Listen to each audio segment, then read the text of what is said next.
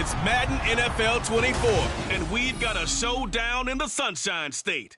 It's the Jacksonville Jaguars and the Miami Dolphins, and it comes your way next.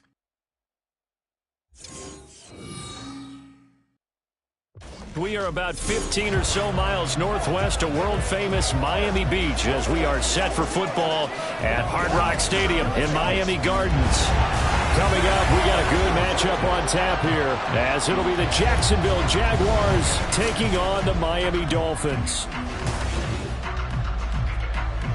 With Charles Davis, as always, I'm Brandon Gaudin. Now, Charles, you and I, we've done a lot of games together. Always seems like we're rehashing the same storylines. Turnovers, of course, always a big story. Quarterback play, running backs, yada, yada, yada. But getting ready for this one word kept coming to mind, and that's preparation. Well, it's critical to be prepared.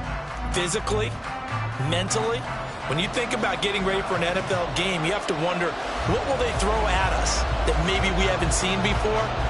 2-minute drill, maybe different things like that. Got to be prepared. You're exactly right.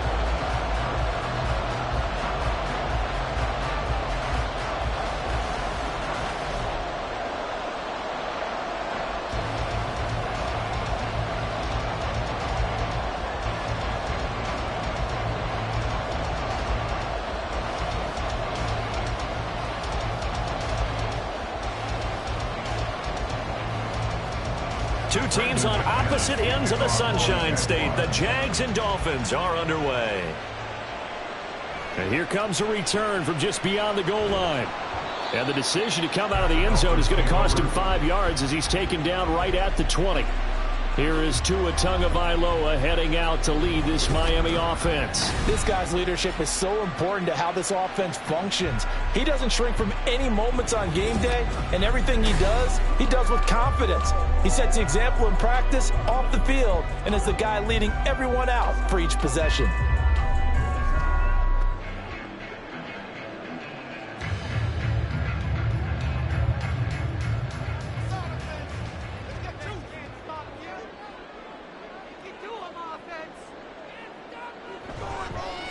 They'll run here with Raheem Mostert. Fights forward for only about a yard up to the 21. Well, sometimes you just have to give credit to the defense. Great job there at the point of attack, holding up. They won their battles at the line of scrimmage, left him no space to try and run. A really nice job swarming to the ball carrier. 2nd and 9 now from the 21. Tua sets up to pass it. And they will not get the connection there. It's incomplete. You still hold your breath a little as a defense when Tua gets out of the pocket. You're worried about him scrambling and getting a first down. But there, he made the wise call. If there's nothing downfield, just throw it away. So trouble already here on their opening drive. This is 3rd and 9. Here's Tagovailoa to throw. And he is stopped just short on 3rd down. Got 9 yards, but needed 10. That looked great when he first took off because, in my mind, there was room to run, and he had the marker in his sight. But I certainly didn't expect him to close so quickly, and neither did he. They got to him just in time, and now that forced him to make a decision with his 4th down call. Jake Bailey on now to punt here on 4th down. Back deep for Jacksonville, the dangerous Jamal Agnew. Fielded at about the 28. It'll be a 40-yard punt, 8 on the return, and the Jaguars go on offense, 1st down and 10. So now we'll get a look at the other offensive unit as they come out for their first possession. They're led by the #1 overall pick in the 2021 draft, Trevor Lawrence. The word is potential, potential, potential. Think about this guy from the time he was in high school, one of the top prospects going to college, coming out of college, mentioned as a generational type quarterback. He looks the part. Tall, big arm, surveys the field, and can take off and run when under duress. Very good starting field position for the Jaguars offense as they come up 1st and 10 at their 36-yard line. Here's a pass swung out left to his running back. And a 5-yard gain gets him to the 42. I know it was a gain, But you have to sense probably a little bit of disappointment there, because when it's out there in open space, I think they expect to get more out of a play, don't you? Especially when you're getting it to your guy out of the backfield. You're expecting him to be able to create something, be a little more shifty. Yeah, no doubt about it. Good open field tackling held it to an okay gain. They'll send the big tight end in motion right. First carry for the Clemson man, Travis Etienne. And he'll get it out a couple yards shy of midfield at the 48. 6 yards the pickup, and that's a first down. A quick burst there, and he nicely bit off a pretty decent gain.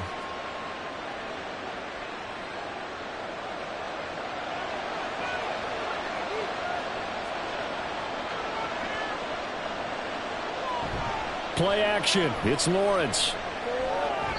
Now a quick throw there, but it's going to be incomplete. Had no open man that time. They ended up putting a little too much heat on it, don't you think, partner? Absolutely. Just needed a touch more air under it. Instead, he fired an absolute bullet. Now a 2nd and 10. Looking to throw, Lawrence. And that one off the mark behind him. Incomplete. How about that? Red man coverage and decided to test him early. But it proved up to the task and forced the incompletion. Now they face a 3rd and 10 after back-to-back incompletions. Now Lawrence to throw. Nowhere to go here. He lost the football. Oh, and one of the linemen on the other side has got it. Points 1, 2, and 3 in their defensive game plan was to get to the quarterback and knock the ball free. They did it there. Luckily, offense hangs on to it. Yeah, that's got to serve as a wake-up call, though, because they can't afford to let the ball go over to the defense and miss opportunities. And I'm not saying it happened here, but you know what a good rule of thumb is when a play like that occurs? You know who usually recovers it? The guy who missed his block and let his quarterback get hit. So on 4th down, here's Logan Cook to punt for Jacksonville. Back deep is Tyreek Hill. This is taken at the 23. That'll go as a 42-yard punt, but a net of 32. They had a 10-yard return, and it'll be Dolphin football. So Miami coming out for their 2nd drive. And the first drive, 3 and out. 2nd possession, see if they can get a little momentum. And oftentimes that first drive is just a feeling out process. You have some plays that you've got called and you want to see how the defense reacts. It may not go terrific on the first one. Now they're ready to go. They've kind of got to look at them, got a sense. Let's see if they open things up a little bit. See if they open things up. Let's see what the defense does here, too, after a good stop. 2 and now on 1st down. That one caught by Tyreek Hill. Calling a gain of 6 on the play, and that'll make it 2nd down. I think defensively you're okay with that. Here in the first quarter, he's going to get some catches, but they rallied to him quickly. And that's what you count on, and I like what you just said. First quarter, can you do it all game long? They catch it, you tackle them, they go down on the spot. Because when you're able to do that and you don't give up big chunks of yardage after the catch, now you put the offense in a position where every series they have to work hard to pick up first downs, and you tend to stall them out when you do that. I don't care who you put on him, he's going to be a handful in one-on-one throws. Yeah, right now you're right. They're in man-to-man, maybe need some safety help. I would say that'd be a good idea. Double team him somehow. I'm going to have to make someone else beat me rather than let him shred my defense. On 1st and 10, it's Mostert. Nice little... There he goes, left side! And he's taken down, but not before reaching the 10-yard line. 46 yards on the play. I think I like this drive a little bit better there, partner. Running game helping out, picking up some of the slack. Because remember the last drive, they went 3 and out.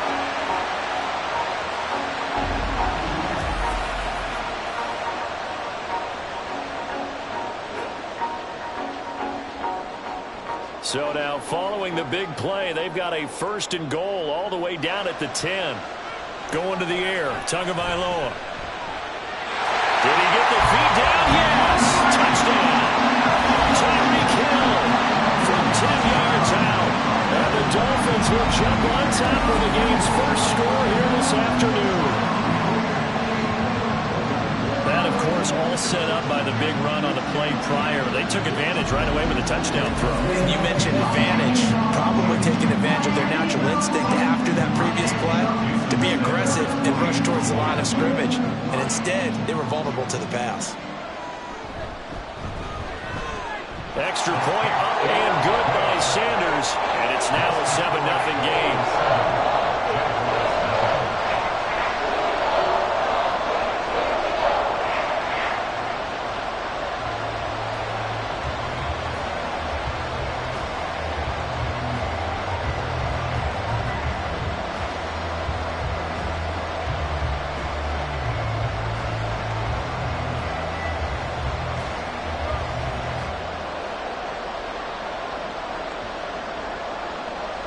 Now after the touchdown, ready to kick it away is Sanders.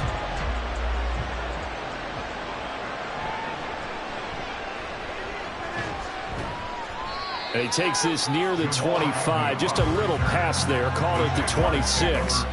So time to see Jacksonville again on offense for the second time here in this game. The last series for him, a little disappointing. Forced to punt. And now they'll try to do better here and come away with some points as they begin this drive. 1st and 10.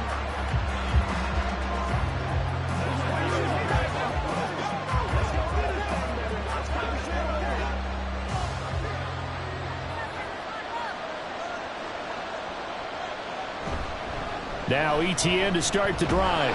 And this will be a gain of 5 as he gets it to the 30. If you're a coach, you'll absolutely take that run every time on 1st down because it really sets you up to go in a number of directions here on 2nd. Ball on the 30. They'll come up with a 2nd and 5. Here's Lawrence. Oh, he tries to force it in, and it's intercepted. Picked off by Deshaun Elliott. And he will bring it back. It's a pick six and a Dolphins touchdown. Still in the first quarter, but what a great start for them. I mean, they've controlled the airways, Charles, on both sides. They had the passing touchdown. Then they intercept the backs of the other squad and take it back for another score. Brandon, I know we have a ton of time left, but what an early backbreaker they just delivered. They're up early, and they appear to be totally dialed in. And that offense, they're forced to run right back out, still shaking up a bit, but feeling the pressure to put something on the scoreboard. They've got to be careful here. Extra point up and good by Sanders, and that'll make the score 14-0.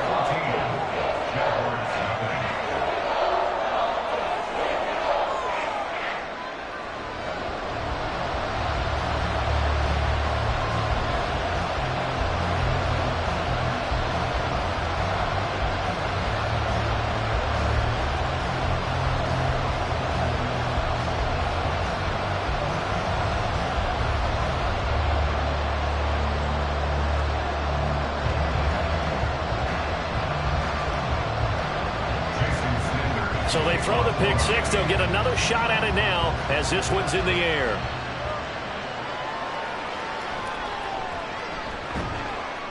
And he will make it to the 20-yard line and no further. Jacksonville back on offense and ready to take over. They find themselves in a good-sized hole here, and a good-sized hole early on in this game as they come up on 1st down.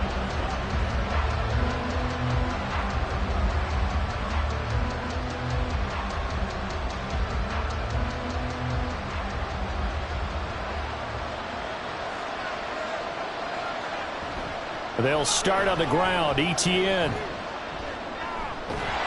And he's got it past the 30 before he's hit and dropped.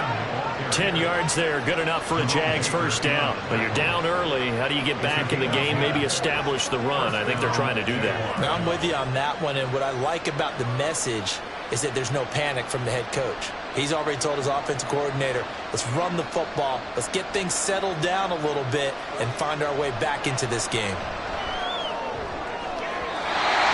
Throw here is incomplete, and with that, we come to the end of the first quarter of play. 14-0 the score. This is the NFL on EA Sports. The Jags with the football to begin the second quarter, as they've got it with a 2nd and 10.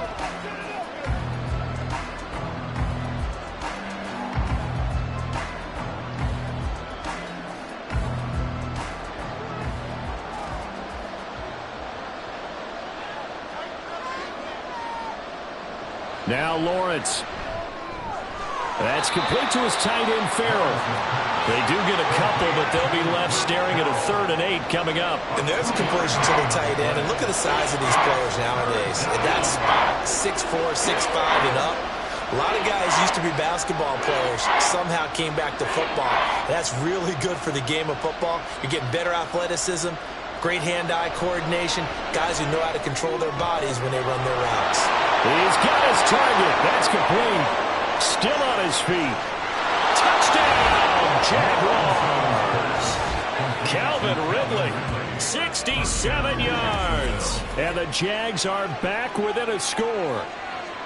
They were already down 2 scores early. They needed something to try to stem that tide, and that certainly qualifies. A big play to get them in the end zone. It qualifies indeed because, let's face it, they don't get something done on this drive, turn it back over, this game could be 88 and out the gate early. What? 88 and out the gate? Yeah. What's that? Well, listen, I used to hear my old man talk about it. Usually meant that thing's done. Well, now that they got the touchdown, it's not 88 and out the gate. We still got a good game going ahead of us. McManus's point after is good, and that'll make our score 14-7.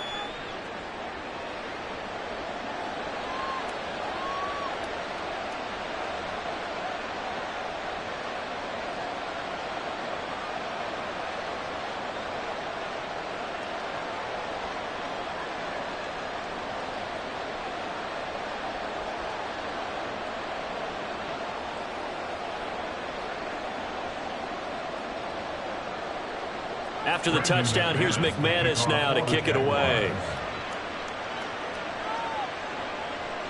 From a yard or 2 deep, here comes a return. And only able to get this to the 19, so probably should have opted for the touchback. Now we get Tyreek Hill and the rest of the Miami offense back out there. Previous series, definitely a focal point. 3 catches, the touchdown grab. As a DB, or former DB, is there a number of catches on a drive you're like, oh, he got the best of us? I'm not sure there's a number, but there's a great feel. And what he did on the last drive, yeah. Especially with a touchdown. Yes. You're never happy. You're exactly right. The way he capped it off, so you feel that at the sideline, and now you're looking at your buddies and saying, okay, what are we going to do to take things away from him? Because I'm not sure the other guys can make those sort of plays. So let's make sure that we don't let him get going again. Zone coverage there, and they were playing deep. That makes it obviously a little bit harder to run by guys. And that time, there's not much of a window to get the ball in there, and it winds up incomplete. 2nd and 10.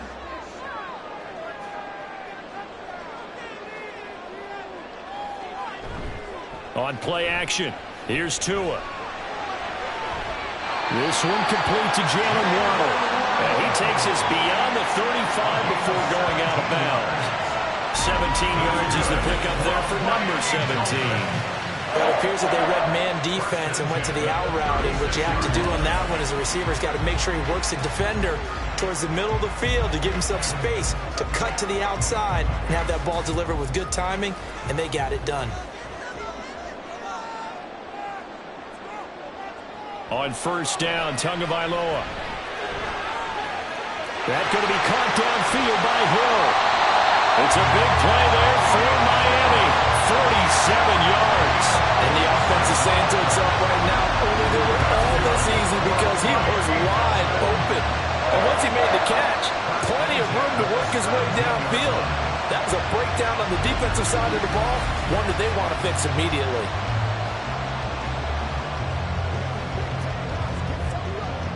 So the big play means just like that, they'll operate from the red zone now on 1st down. A run with Mostert up the middle. And he is met at the line of scrimmage, and he goes down right there. Foyesade Oluwakan made the tackle there from his safety position. As usual, the hallmark of a good run defense, linebackers making plays near the line of scrimmage. Absolutely nowhere to run there. Here's 2nd and 10. Tua going to throw.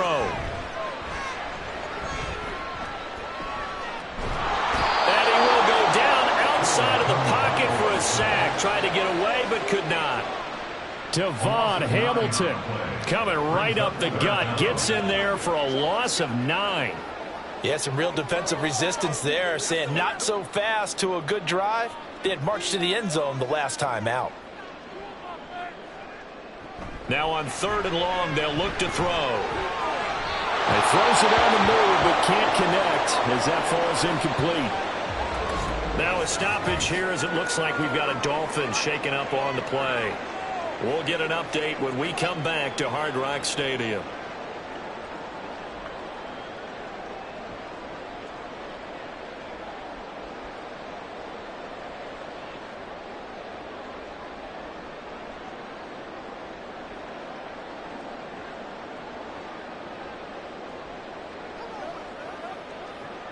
So 4th down, Tua departs, and on is Jason Sanders and the Dolphin field goal unit.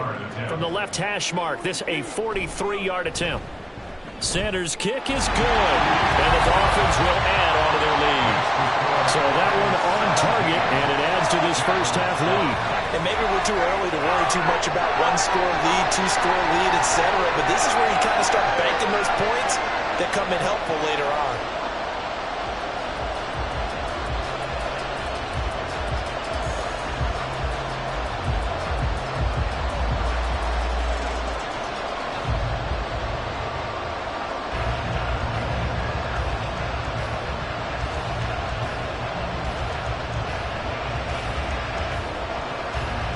After the field goal, here comes Sanders to kick it away.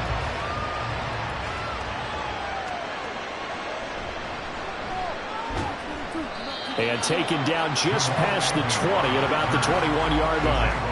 Out comes the Jacksonville offense as they get set to take over here. Right now, Charles, it just feels like they're trying to keep pace. They did score the touchdown last time out, but they still trail by double digits here. We'll see if this offense is once again up to the task. Yeah, and I think that after the last drive, they've got to be pretty revved up, don't you think? Everything they were doing was working pretty well. They go back out there with the same mindset, play at the same tempo and the same pace. Still a lot of time left to make something happen in this one. And he'll take this ahead for about 4. 2nd down coming up. Well, you don't turn your nose up at a gain of 4, do you? They'll take that on 1st down. Playbook's got to be pretty well open on 2nd and 6. From the 25, here's 2nd and 6. Lawrence. Dancing to his left. And he will slide to a stop. He does have the 1st down. It's a gain of 11 yards that time, and it produces a new set of downs. Well, here's your first example of how this guy can beat you in more ways than one, because they took away his arm, but he was more than happy to dissect them with his legs for that 1st down pickup. And they'll throw on 1st down with Lawrence. They'll get this one complete to Zay Jones. And he slips up past the 45 before being tackled. 11 yards there, just like last play. 2 minutes remaining in this first half of football.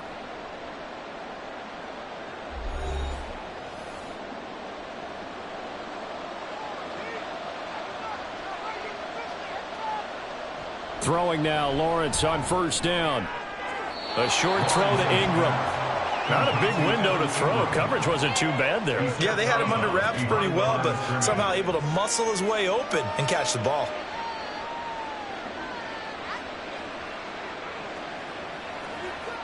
Now 2nd and 9.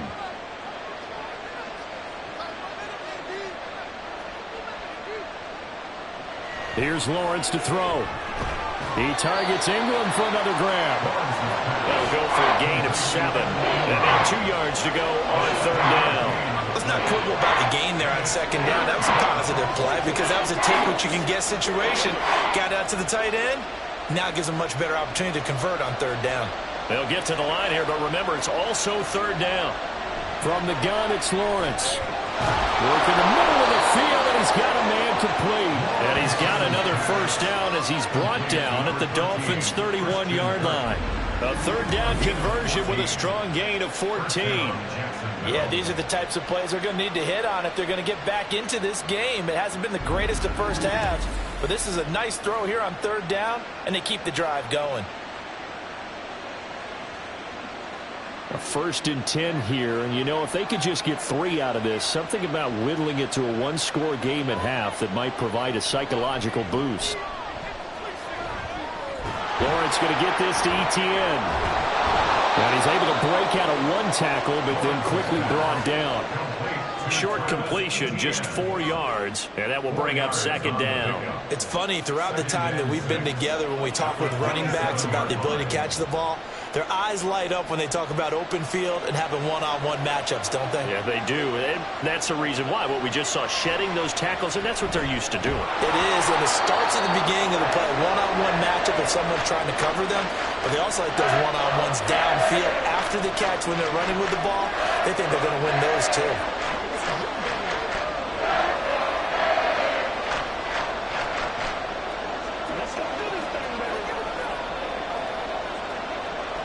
Play number 9 set to come here on the drive on 3rd and 2. And to throw again is Lawrence. And unable to connect. If he had caught it, it would have been a first down. Instead, it's 4th. And based on my math, they've only converted one time thus far in this game, so you can see the frustration starting to come out a little bit. 3rd downs, they've been a problem for them all game. They've got to start becoming solutions. Going for it, here's Etienne. And he is not going anywhere. They stop him for no gain. He needed 2, but he doesn't come anywhere close. And this 10-play drive winds up yielding nothing. And defensively, they were ready for that, a full-on blitz on 4th down, and they stop him short of the marker. Oh, and someone's got to feel really good about that, and that's the defensive coordinator. He dialed up a great run blitz defense, and they hit it just right. Stack that thing up. They're going to feel awesome going to the bench after that big play.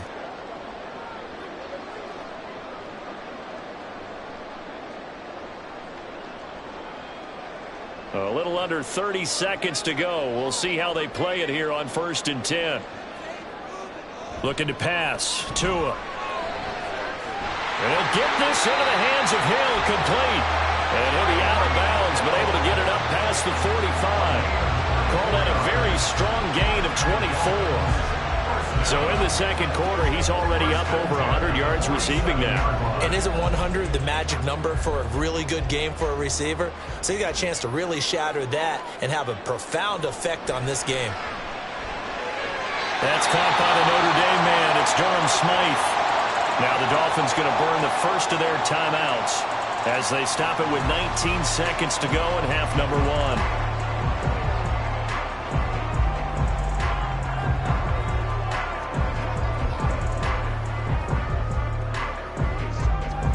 Back-to-back good plays have them on the move on 1st down.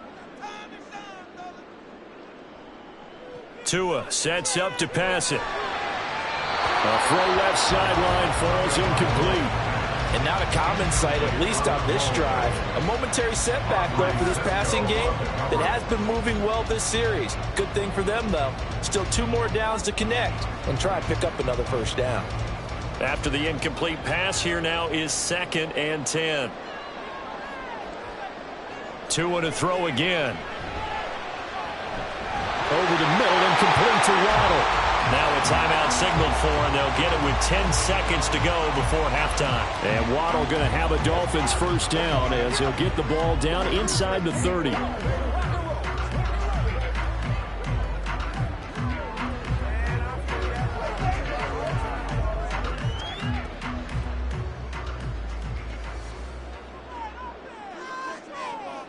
Here's Tagovailoa to throw. A throw right side here going to be incomplete. Yeah, their back's up against the wall a little bit, and they come through by forcing an incompletion. Now they've got to continue to ratchet up the intensity a couple more times and get off the field before giving up any more yardage. Here's 2nd and 10 now from the 29.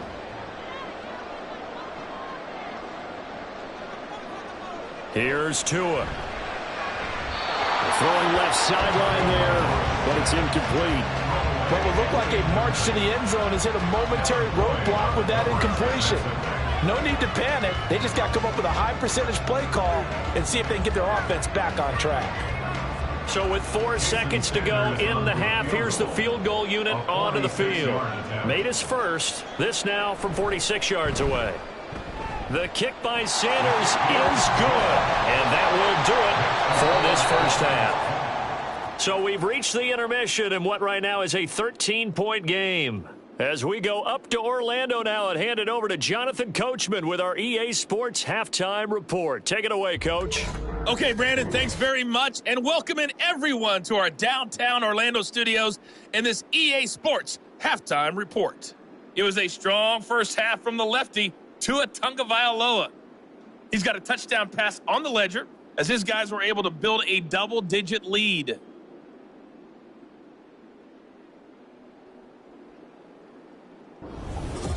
All right, Coach, thank you very much as we welcome you back for quarter number 3.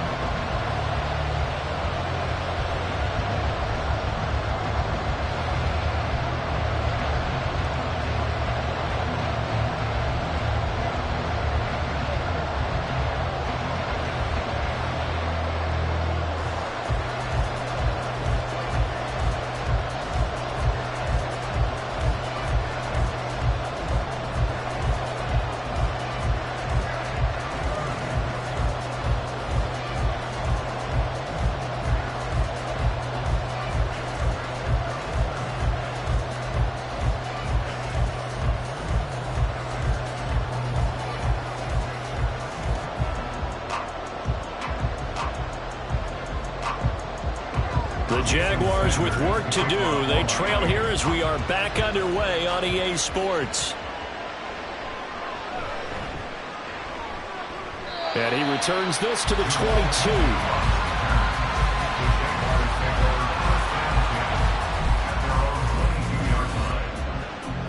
The Jaguars ready to get going to start quarter number 3. Charles, it'll be interesting to see what adjustments this offense made in the locker room. Haven't really been able to get anything going offensively, virtually nothing in the ground attack either. So certainly something has to change here in quarter 3. And I'm pretty sure their friends from the defensive side of the ball told them exactly that, because those guys, the stop troops, they've been playing pretty well, and they've kept them around in this game. Now, they got some time. The running game struggled in the first half. Opposition knows how to focus on defending the pass here. They've got to re-energize that ground game and maybe open things up for a comeback here in this half. And what a nice example there of a tight end doing exactly what he needs to do. How about how he worked his way to the outside, made sure he secured the catch, and then anything after that, we count that as a bonus. And indeed, he gets enough for the first down. He's tackled a yard short of the marker. Good gain of 9 on first down. Getting had a ton of success here so far, but you get the feeling that he might be on the verge of popping one. Yeah, even on that one, there was a little bit of a hole, but it closed there quickly at the end. Second down and a little more than a yard here.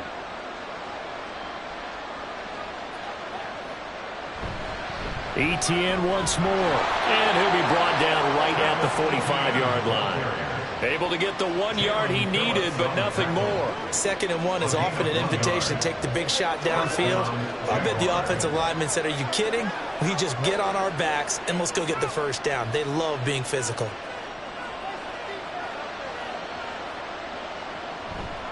On 1st and 10, it's Etienne. And he showed off the athletic juke.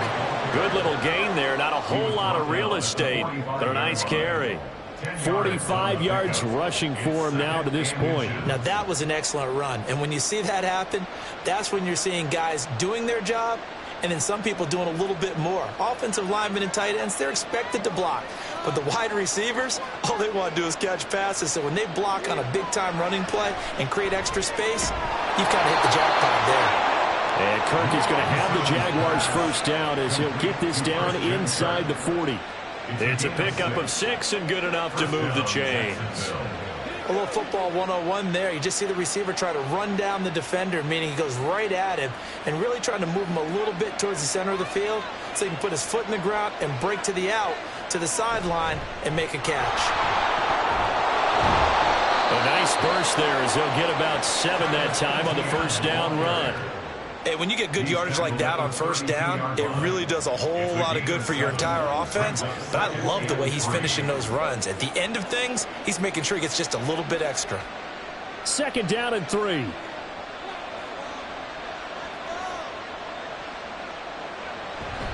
A shotgun snap and a give to Etienne.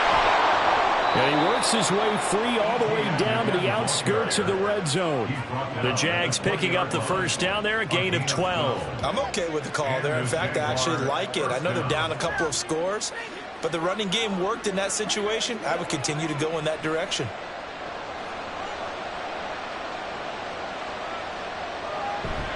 A handoff running left is Etienne. And all the way down inside the 5 to the 4. Another nice gain, 16 yards there and a first down again. The running game's played a huge part in getting him down to this point on the field.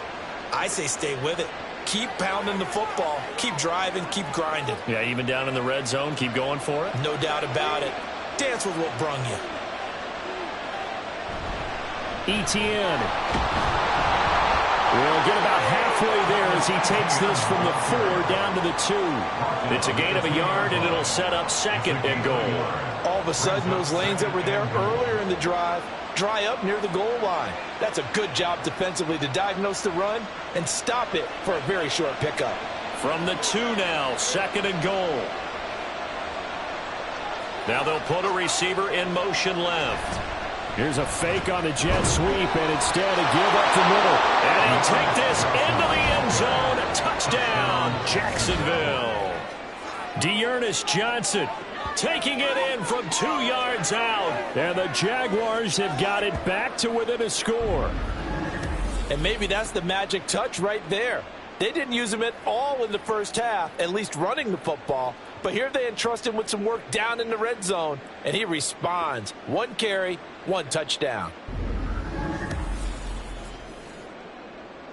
Now McManus to tack on the extra point.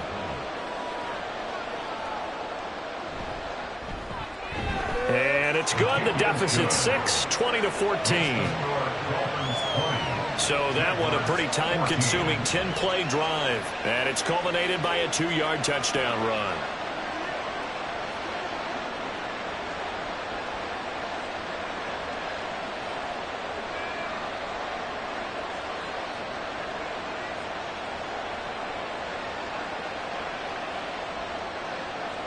After the touchdown, here's McManus now to kick it away.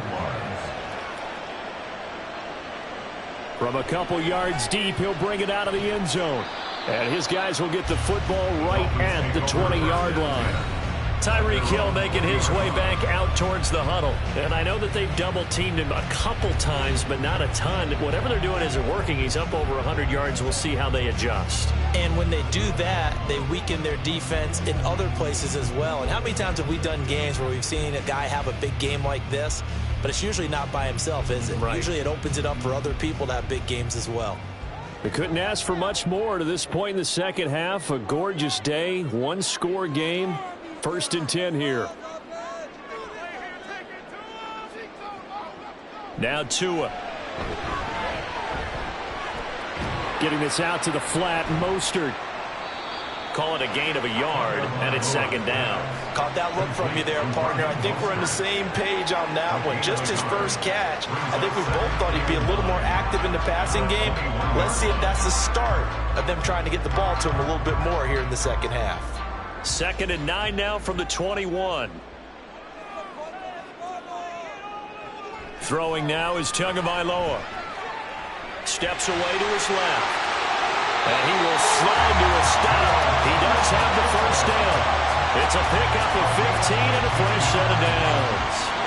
The defense did its job of taking away a quick throw, but that's only half the battle because they've got to get to him before he can make a run for it. A little bit late containing him there, so he makes a nice gain out of a play that looked like it was in trouble. Up the middle they go with Mostert. And he works his way forward to pick up 4 yards there. 2nd down. It's a pickup of 4, and it'll bring up 2nd down. It's now 2nd and 6. That's the end of the 3rd quarter with the score Dolphins 20, Jaguars 14. And they will not have time to get another play in here as time has run out on this 3rd quarter. But we'll return with more after this. You're watching the NFL on EA Sports. Meanwhile, Tua's throw caught by his receiver, Hill. And he's able to get this one out closer to midfield across the 45. So 5 yards here, 5 on the play. And now 1 yard to go on third down. So they just need 1 yard here to pick up the first down. They'll try and run here with Mostert. And he's got a first down as he's up to the 48. Well, it is our business to analyze what we saw out there. And on that play, I saw defense staying in base, not taking a chance, not blitzing in a situation where they absolutely need the football back. That's either a case of overthinking it or not thinking it through. If you do blitz, do you have to be careful about where you're coming from, or are you just coming from all angles? You have to be careful about where you're coming from, obviously. But at this stage, you have to take a few chances as well. It's a big play there for Miami. 41 yards. I know we love our jobs, and pretty much any play we see, we're pretty excited about. The big plays, let's face it, that's what we absolutely live for. How about that one? That was great, and what our camera missed was the fist pump from the sideline after that catch. They're fired out. That's a big gain.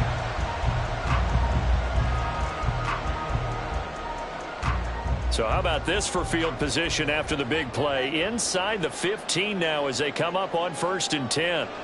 Going to the air, Tagovailoa. And when you're in a one-score game in the second half, now's not the time to force the football to places where you shouldn't. And that's a smart decision to just get that one out of there.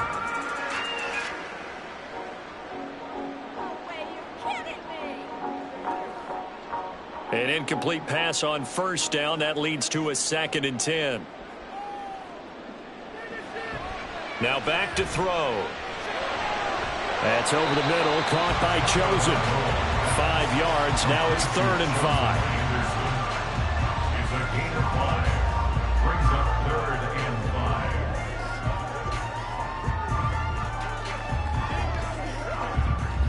5. They'll need 5 on this play to move the sticks. They'll look to throw again. And it's caught.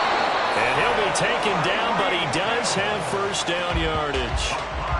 Give him the 3rd down conversion, 5 yards on the play. He's been the go-to guy. They needed a big play there on 3rd down. Went his way, it worked out. Doesn't matter whether they've scouted it or that they think he's going to get the ball. He has a knack for finding his way open and completing the connection. Tua setting up shop to throw again. And that is caught. Touchdown, Miami. Tyreek Hill on the touchdown pass from Tua. And the Dolphins get an important score there to extend their lead here in this 4th quarter. Well, that's certainly going to bump up the old win probability index because now it's a 2-score game here in the 4th quarter. Yeah, you're taking me into that deep water now. Win probability index. This game's definitely not over. We're not looking at a 0.5% or something. It's just 2 scores. But the way that this team has played, to me, what I've seen, they absolutely deserve to win this game. And intercepted. Maybe the turning point they need. Picked up by Andre Cisco. It's interesting that when it comes to 2-point conversions, even heavy run teams tend to throw the ball in these situations. In this case, this one was intercepted. Yeah, they weren't fooled. They were ready for the pass, picked it off.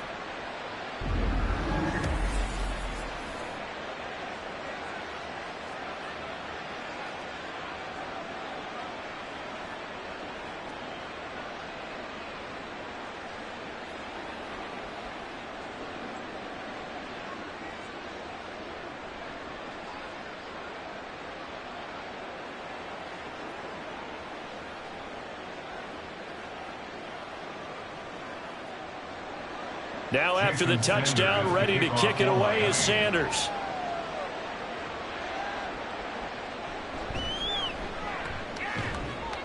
And makes it across the 20 as his guys will set up shop at the 23-yard line. Jacksonville set to go again offensively. Well, that last touchdown we just saw, what an important one. Now it's back to a 2-score deficit for this crew as they take the field here, and they are in desperate need of finding the end zone.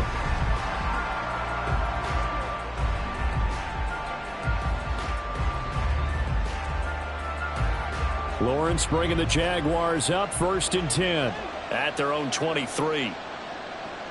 They'll come out throwing here to start the drive. They'll try and set up the screen to ETN. And this will go as a gain of 7 as he gets it to the 30-yard line. And a really nice play call there to start the drive, especially if you're a team that has a little bit of a reputation for throwing it downfield. You come out and you think maybe you can catch them off guard a little bit, and they did. Little screen pass, backdoored them, and that time worked well for a solid gain.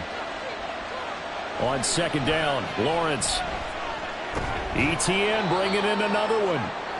So the completion good for just 3.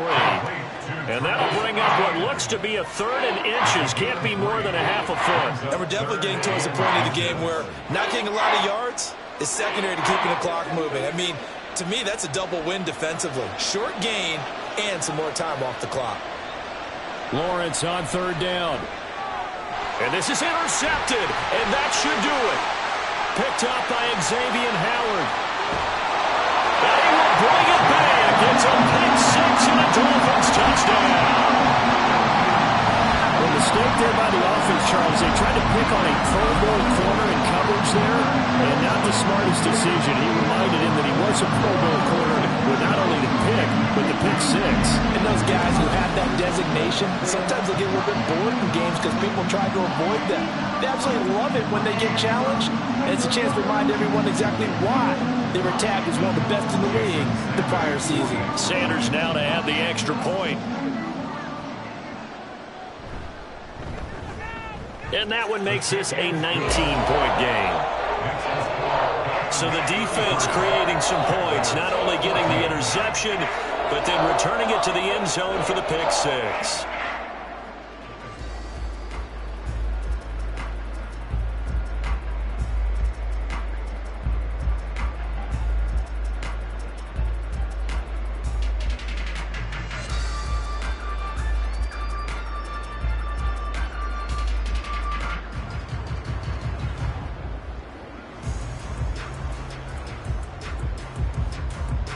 So they'll get another shot on offense following that pick 6. And now the kick is away. Jamal Agnew now to return it. And a good effort on the return there. Gets him across the 30, up to the 33. And out now comes Jacksonville as they get ready to go. And remember, they were just out here a moment ago through the pick 6, so we'll see if they can take better care of the football this go-around. Yeah, and sometimes, partner, I think it's almost better that you just throw the pick 6 and you come right back out on the field. You're not over on the sidelines dwelling for it for very long. You're not hearing everyone say, oh, hey, you'll get them next time. Hey, don't worry about it. All that stuff just goes right out the window. You're right back out on the field with a chance to atone. Now he's going to swing this one out to his running back. It'll go down as a gain of 6, and it'll be second down. You got the big lead defensively. Willing to give him that underneath stuff, right? And this is why you work on your tackling. Tackle them after the catch, inbounds, keep the clock running. Just go ahead and bleed the game out that way. 2 minutes left to play in this football game here on EA Sports. So it's Jaguar football here as we welcome you back. They're looking at second down now as they search for a consolation score.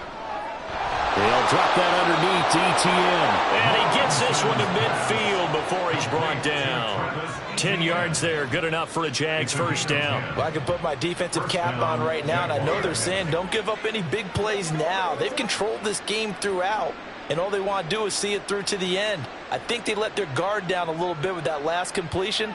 Sometimes when you're trying not to give up bigger plays, you don't react as fast as you should on other throws. So the completion good for 7 there, and it's second down. Hard to believe his first catch of the game defensively. They bottled him up. That's why they're well on their way to victory. Put your best cover guy on him and then change the coverages behind him throughout the game.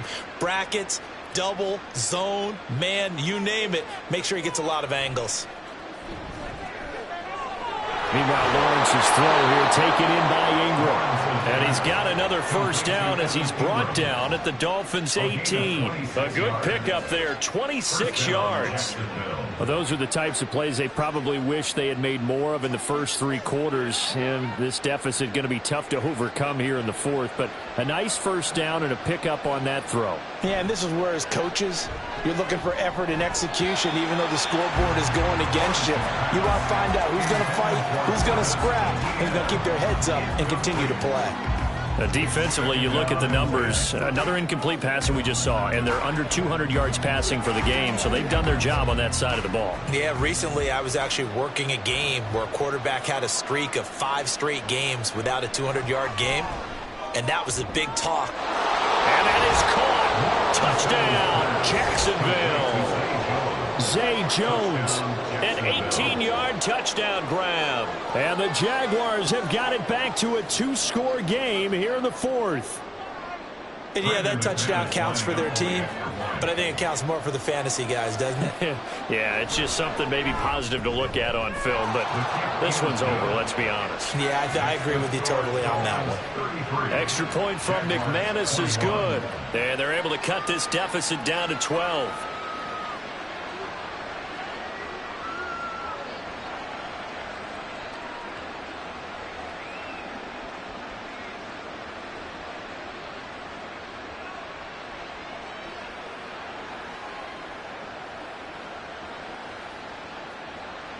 So 2 scores down. Time definitely not an ally, but here comes the onside kick. And this is going to be recovered by the hands team. And that should just about put a capper on this one. They knew they needed a miracle. They had to have that onside kick. They didn't get it. Well, as we knew, even before they put the toe to the leather on that one, their chances of getting that done, slim and none. And I do believe we saw Slim just leave the door, didn't we? We did indeed. I think we're down to none. Miami set to take over. And 3 timeouts remaining here defensively, but really not much reason to use them at this point, as this one is all but over. If they use the timeouts here, it's strictly for show. We got a plane to catch. So from the 39 now, they'll come up on a 1st and 10.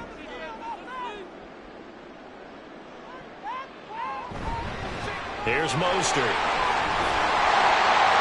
And he is going to have a Miami first down, and the Dolphins are going to win the football game.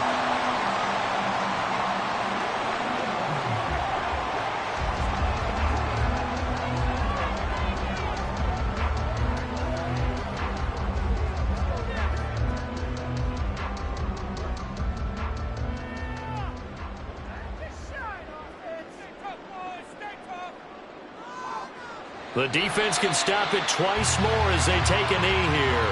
Now the Jags will use the second of their timeouts as they'll stop it with a little over 30 ticks to go in the football game.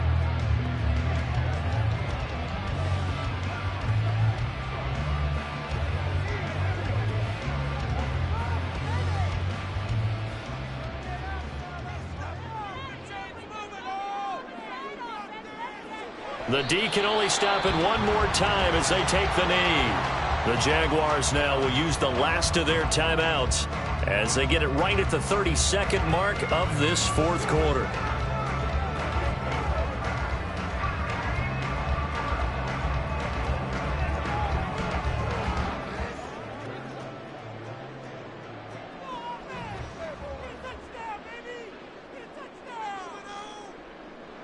Down to an goes Tua, and that should just about do it. Listen, anytime you take a knee to end a game, that means you've won it. So it doesn't matter whether it's home or on the road, but there's something a little extra special about doing it in front of your home crowd, isn't there?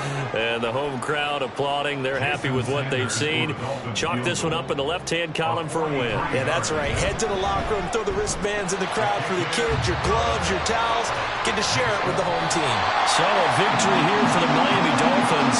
And we talked so much about the turnover battle determining who wins and who loses. This game, no exception. They didn't turn the ball over at all, and they go on to victory. They look like a smooth operation in this one, didn't they? Because you look at every facet of the game, they handled their business.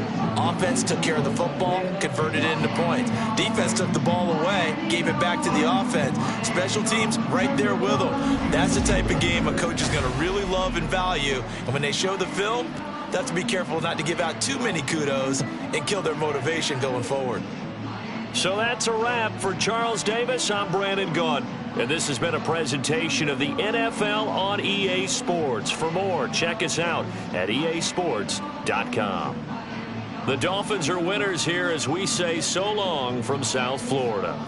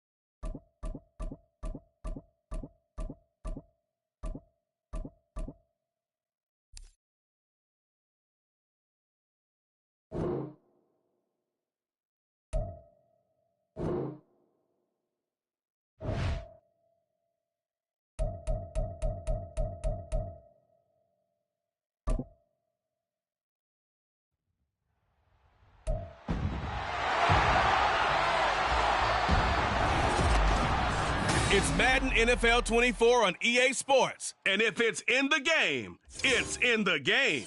It's the Atlanta Falcons and the Detroit Lions. All that and more coming up next. The seating capacity is 65,000 at Ford Field, and we are right around that number today. A good crowd on hand and seemingly ready to go in the Motor City. Coming up, we've got what should prove to be a good one, as it'll be the Atlanta Falcons taking on the Detroit Lions.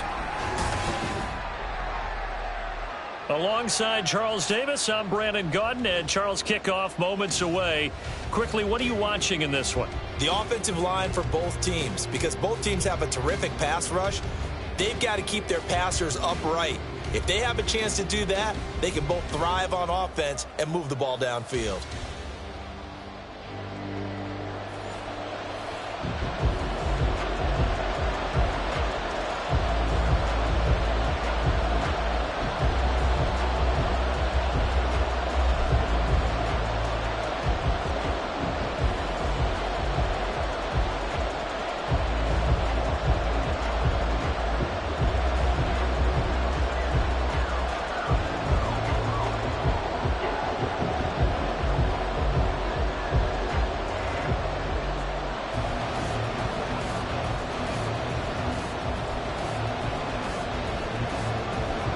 The punter, Jack Fox, has us ready to go, and we are underway here at Ford Field.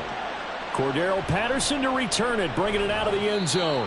And he will be brought down here inside the 20. Good coverage as he's dropped at the 17. So here come the Falcons now to get the football for the first time. And they will be led out by their second-year quarterback.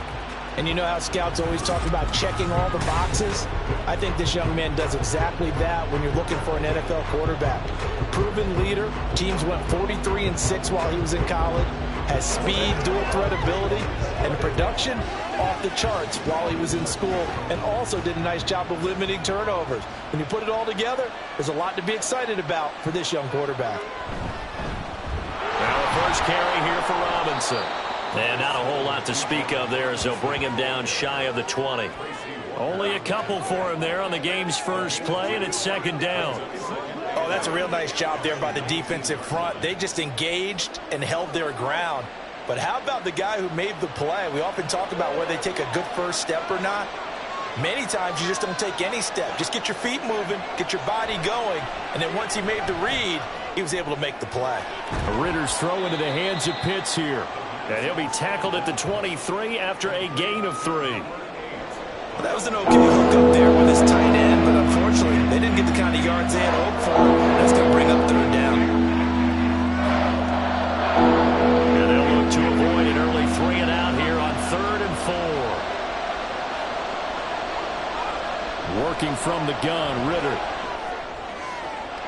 He's got his target. That's complete. And he's got this almost to the 40 before going out.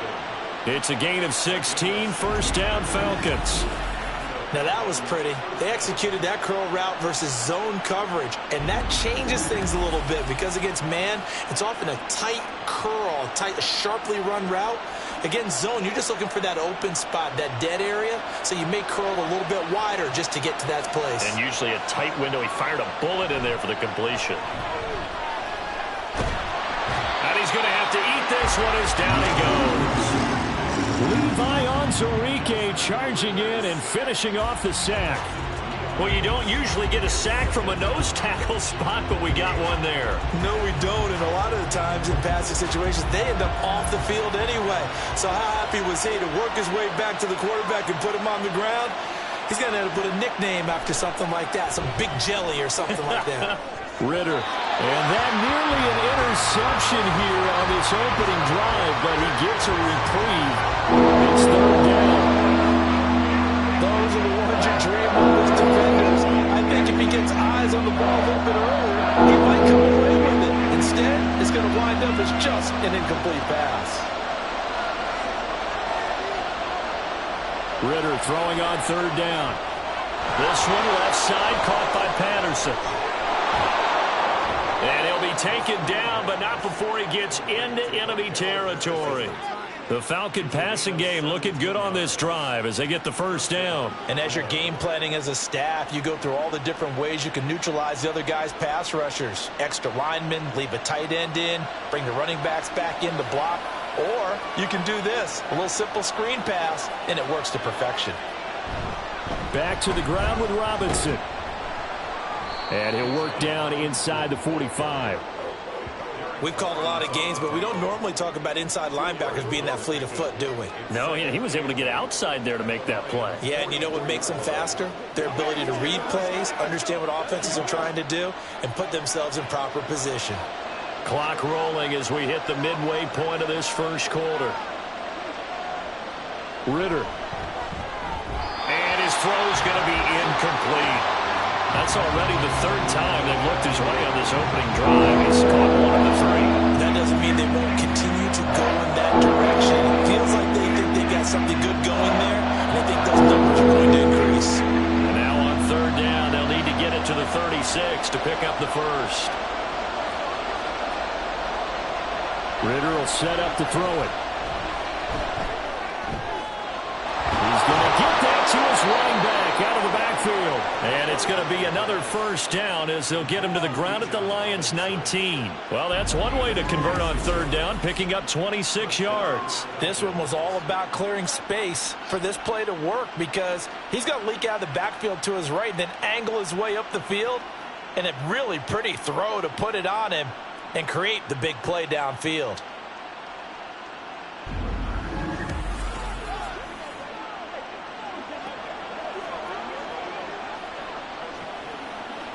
So here's a 1st and 10 now down inside the 20. Here's Ritter. Flush to his right. And he'll protect himself at the end here as he winds up getting pretty decent yardage. He'll get 5 out of the scramble. It's second down. I certainly like what he did right there because he smartly wanted to avoid forcing anything downfield because nothing appeared to be open. Nice harmless slide there to avoid the big hit, and he gets a small gain on the play. Second down and a run by Robinson. And tackled down after a gain of 3. Leaves him with 1 yard to go on third down. Just not a whole lot of room to operate there on that carry. No, not at all. They did a really nice job staying in their proper places and not allowing any lanes to open up. How about this opening drive? Play number 12 now. This is third down. Robinson will try to pick it up. And he's got the first down as he gets it to the 8. Only 3 there on the pickup, but that's enough to move the chains. A stop there on third. They could have held him to 3 on this opening drive. Now they have to bow their necks on 1st and goal. And if I'm looking at this from the offense's point of view, that's a big-time pickup right there, and I'd go right at him with another momentum play. I'd go quickly and attack him because right now they probably have... And he is into the end zone for a Falcon touchdown. Bijan Robinson.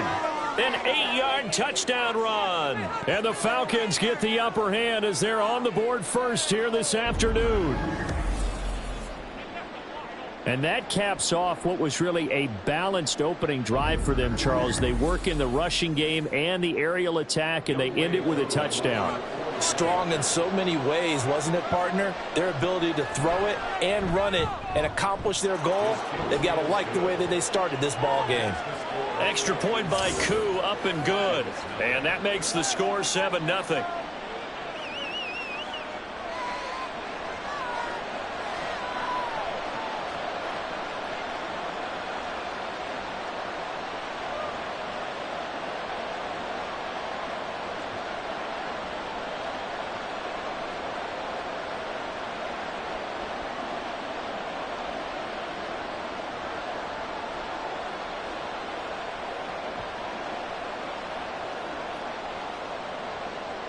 And following the touchdown now, it's Bradley Pinion on to kick this one away. Taken at the goal line. And he'll get it up past the 20 to about the 22. So here are the Lions now coming out for their opening drive. They're led onto the field by the former Cal Bear and the #1 overall pick in 2016, Jared Goff. And at one point, the ascension of Jared Goff was really, really strong. Back-to-back Pro Bowls, took his team to the Super Bowl, and came really within 1/4 of winning it. But since that time, he's had bouts of inconsistency, and that's been the struggle for him as he tries to get back to the form he showed earlier in his career. Goff and this Lions offense set for a 1st and 10 at their own 22. They'll try and start this drive in the air. Finds Gibbs on a check down. It'll be a gain of just a yard, and it'll be 2nd down. Brandon, to me, what's important right here on this drive is for them to get at least 2 first downs. They've got to give their defense a chance to settle down, catch their breath a little bit after they give up a touchdown on the opening drive. They work now on 2nd and 9.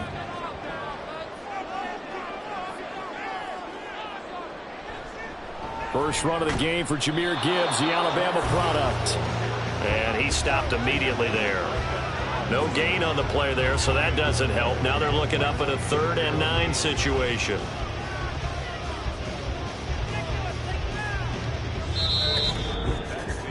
After one, 7-0 on EA Sports. Second quarter action now from Detroit, and it's the homestanding Lions who have the football. They'll come to the line here needing 9 yards to pick up the first. Throwing on 3rd, Goff. They'll set up the screen to Montgomery. And he takes us beyond the 35 before going out of bounds. First down Lions on a pickup of 13. Plenty of things to talk about here, partner, but to me, their defense gave up a touchdown on the first drive. How about how they're responding, coming back? That's a big 3rd down pickup to keep their drive alive.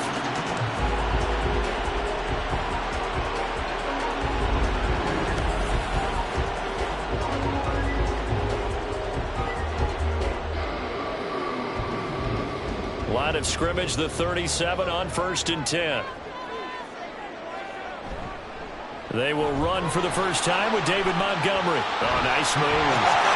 And the result here, a pickup of 8. Leaves him with 2 to go on 2nd down. Good yardage there on 1st down. Exactly what you want. Get yourself set up to keep making first downs, keep the clock running. And if they're smart, you're starting to milk the clock. No hurry before you run your 2nd down play. From the 44-yard line, here's 2nd and a couple. Now whistles and a flag down. Looked like one of the Lions linemen might have moved. Expect this from the visiting team when playing indoors, but not the home team. They're supposed to get all the advantages, right? The home crowd's supposed to help them. They forgot where they were, perhaps. Now after the false start, here's 2nd and 7. To throw is Goff. Completing it here, Marvin Jones. And that's going to be good for another first down as the tackle's made at the Falcons' 39. A good pickup there at 22.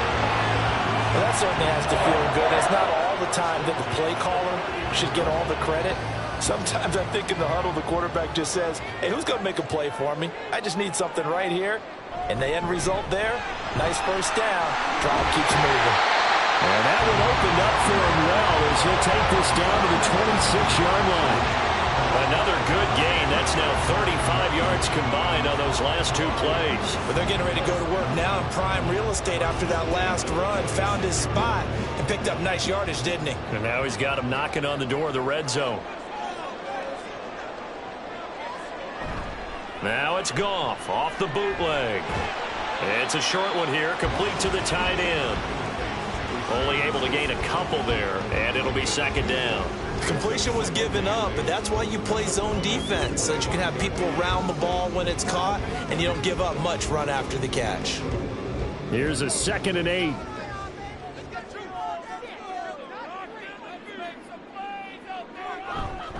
They run, Montgomery. And he'll get a couple here down to the 22. When we talk about defenders, specifically linebackers, keeping their eyes in the right spot, he had that eye down the entire time. And you know that's not easily done because they throw a lot of misdirection at you. They try and fool you and get your eyes in the wrong place. But you're right about that one. He correctly figured that one out and made a really nice play. That is caught. And he'll be taken down, but he does have first down yardage. What a methodical drive this is turning out to be. That time 9 yards, and the sticks move again. Well, they've had a great, impressive drive going here, and that pickup ensures the drive continues. And not only do you continue the drive, which is demoralizing for the guys on the defense side of the ball right now, but you make your own defense happy. They're able to get a little more rest over on the sidelines while this one continues downfield.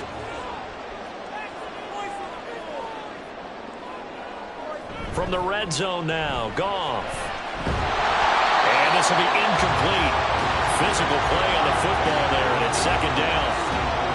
In the red zone, precision is the watchword. If the throw's a little too early, too late, maybe off a little bit, going to be a good chance that any attempt is going to be a contested one, and that one falls incomplete. So now 2nd and 10 after the incompletion on first down. From the gun, here's Goff. And that is going to be incomplete as he led him a bit too much. This drive, which was going so smoothly, all of a sudden it's a little bit of a roadblock here with 2 straight incompletions. Yeah, apparently this defense has had enough. Apparently they're saying no more. We're making a stand right here, right now. But it is 3rd and 10. They've got to get after him one more time. Again, Goff. Oh, he had him. He was open, but he couldn't get it to him. It's incomplete. They converted twice on 3rd down that drive already, but couldn't make it a 3rd. We always talk about in-game adjustments. How about what the defense did there, able to shut them down on that attempt? On 4th down, Goff to the sidelines, and Detroit has Riley Patterson out there for the field goal. From the left hash, should be a fairly easy one here. Patterson's kick is good. And they are on the board, but still trailing. It's 7-3. So from an offensive perspective, at least able to get on the board here right in front of the 2-minute warning. Yeah, now it's time to talk about complementary football, isn't it? Because if the defense can force a 3 and out, there could be enough time on the clock that they get the ball back for their offensive guys and maybe put some more points on the board before the half.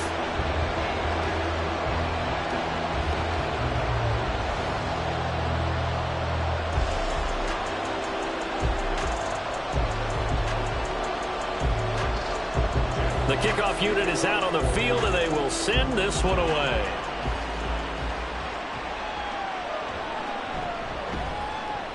And some good special teams coverage as they bring him down just outside of the 15. Bijan Robinson leading the offense out for another drive. He's been good. His guys are winning. So far, the recipe working here in the second quarter. He doesn't like to just tote the rock. He wants to carry his team on his back, and that's what he's done throughout this game. Yeah, he's done that. He'll be hoping to continue that trend.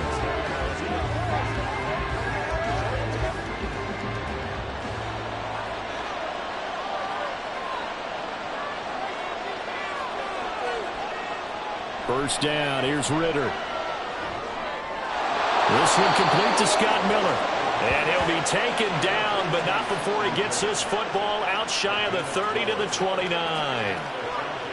But one of the ways that quarterbacks keep all the receivers alive in a play, never lock in on any one guy. Make sure you keep your eyes moving, scan the field, And here he finds the open guy for a nice pickup. 2 minutes to play in this first half. 7-3 our score. Ritter looking to throw on 1st and 10. Throw left side. There's London. And he gets this one just shy of the 40. They'll mark him down at the 39. 10 yards there and a first down for the Falcons. Well, this is where reading defenses and practice time comes into play. You've got to know what you're running versus zone versus man and how to run the proper route. And they just executed that one pretty well. On 1st down, Ritter. And that went too far in front. He couldn't reel it in. It's incomplete. Offense was moving it a little bit, had them back on their heels, but they earned a brief pause by forcing the incompletion. That gives them a quick chance to regroup and try and mount a stand before they're backed up even further. So line of scrimmage still the 39 on 2nd and 10. Looking to throw it here, Ritter. And he will slide to a stop. He does have the first down. They give him 13 yards there on the play and a fresh set of downs. Certainly not the way they drew it up in the playbook, but that's why they love this guy back there. He sees things breaking down, and he's more than capable of finding an escape route and still getting a decent gain. Ritter on 1st and 10. On the right side, this is Miller. Now the Falcons going to use one of their timeouts, as the stoppage will come with a little under a minute to go in this first half.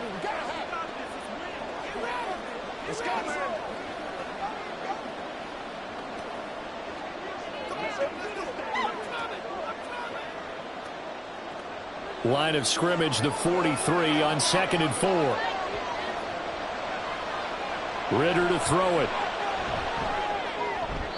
And that one too wide and incomplete. Well, that's a defensive coordinator's got to be happy with that result. It took away all options downfield and forced the incompletion.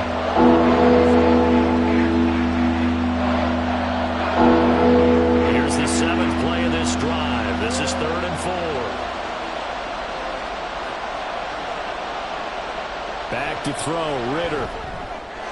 Able to find the open man. That's complete. And he's going to have a Falcons first down. He needed 5. He got it barely, as it will officially go down as a gain of 5 yards. And that one was a lot of fun right there, because that was the game within the game.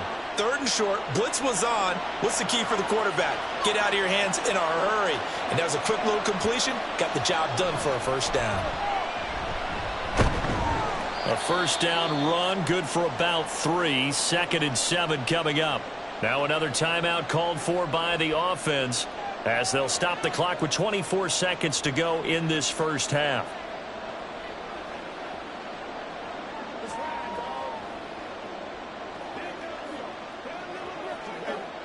They'll come up 2nd and 7. Ritter back to throw. Got a man complete to Miller. And it's going to be another first down, as they'll get him to the ground at the Lions' 12-yard line. 22 yards there, a first down.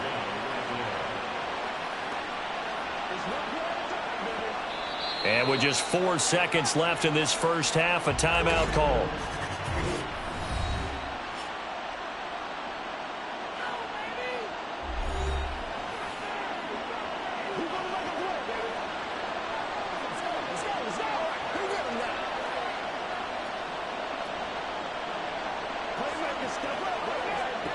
So with 4 seconds to go in the half, here's the field goal unit onto the field.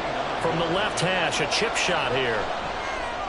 Koo knocks this one through the post. And they push the lead up to a touchdown now at 10-3.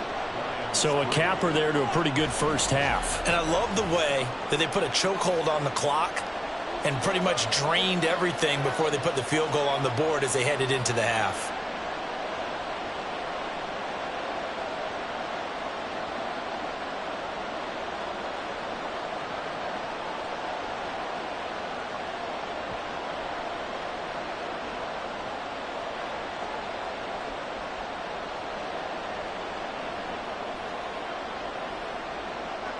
So barring a touchback, this likely the final act of the half as the kick is away.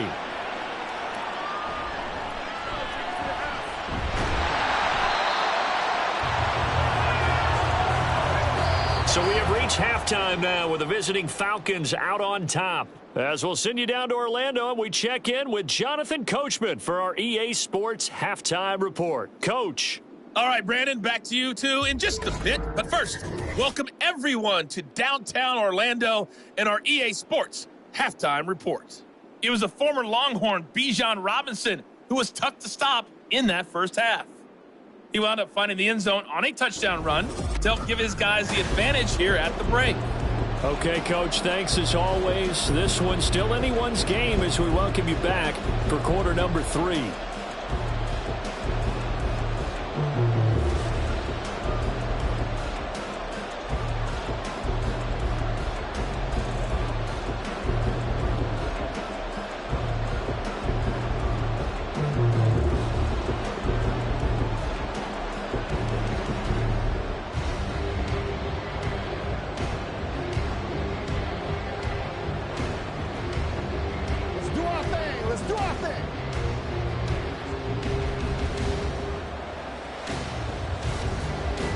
It'll be Lions football to start the second half, and they trail here as we get back underway on EA Sports.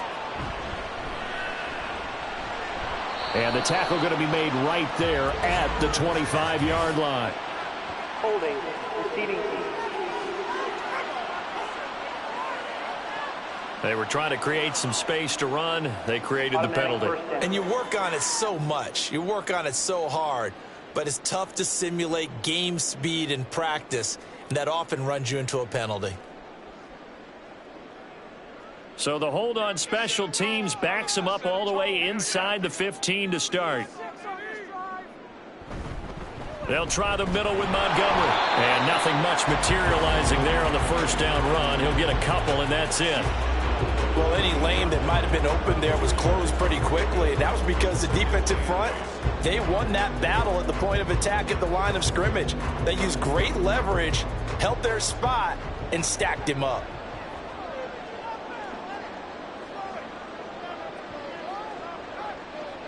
To throw on second down is Goff. That's caught. It's Sam Laporta. And he gets it here to right around the 24 before he's out of bounds. First target, first catch, and a first down. That was a route run not just with dexterity, but with intelligence. Found the hole in the zone, made sure the quarterback saw him, and was able to make the sure catch and flip the down marker back to 1. And they'll send the slot in motion left. He's going to get it on the jet sweep. They give him 4 yards there. It'll be 2nd and 6. Defensively, they had that one pretty well figured out. Yeah, and one of the things about this play, it can be even more effective when you run a lot of motion, and there's plenty of times you don't hand it off. Ball on the 27. Here's 2nd and 6. Here's Goff. Got his man complete over the middle. That's Jones. And that's good for a gain of 6. And 3rd and 1 now. Well, if you do read man coverage, Brandon, the drag route's a pretty good one to run against it because you're running away from people on it. 3rd down and 1.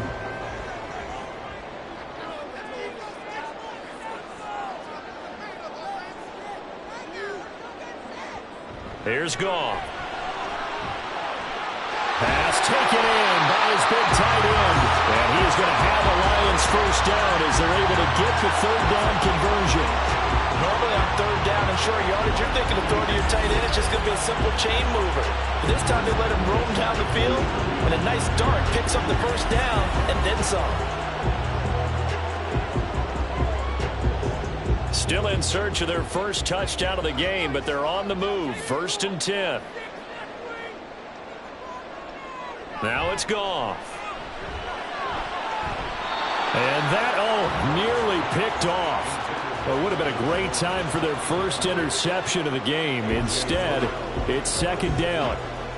So many times when we talk about coverage, we're just about a defender running with a receiver, but a big part of it is understanding where the football is, finding it. In this case, when it arrived, it wasn't a surprise, and he was able to bat it away. Now left side, a completion to his tight end. And he'll go out of bounds right around the 40. 9 yards, and that leaves him just short, so it'll be third and less than a yard. And coaches always harp on the quarterback reading the defense and getting it to the open man. That's good recognition there. And how about what he did after the catch? Yeah, hit your tight end, let him get some rack. Yeah, when he gets moving, not many guys want to come over and put a hit on him, do they? Work in the middle of the field, and he's got a man complete. And he is going to have a Lions first down as they're able to get the third down conversion. I don't know what they talked about at halftime. Whatever it was, it worked. They look like a different team here in the third quarter. Yeah, I doubt that there are very many trash cans that got kicked over, that type of a speech. I think what they did was they analyzed what worked in the first half, what didn't, and figured out a better game plan. Firing quickly here, and that's complete. And he is out of bounds inside the 30. So give him 5 yards there on the pitch and catch, and that'll bring up second down. Nice play call, a little bit of play action right there. If you can get those linebackers to freeze for just a split second, that's usually all the room you need in order to get it to your tight end. So from the 26-yard line, here's second down and 5. Gone. And that is incomplete. At this point in the game, in the situation they're in, partner, these incompletions that we're seeing, they need to turn into positive snaps, and soon.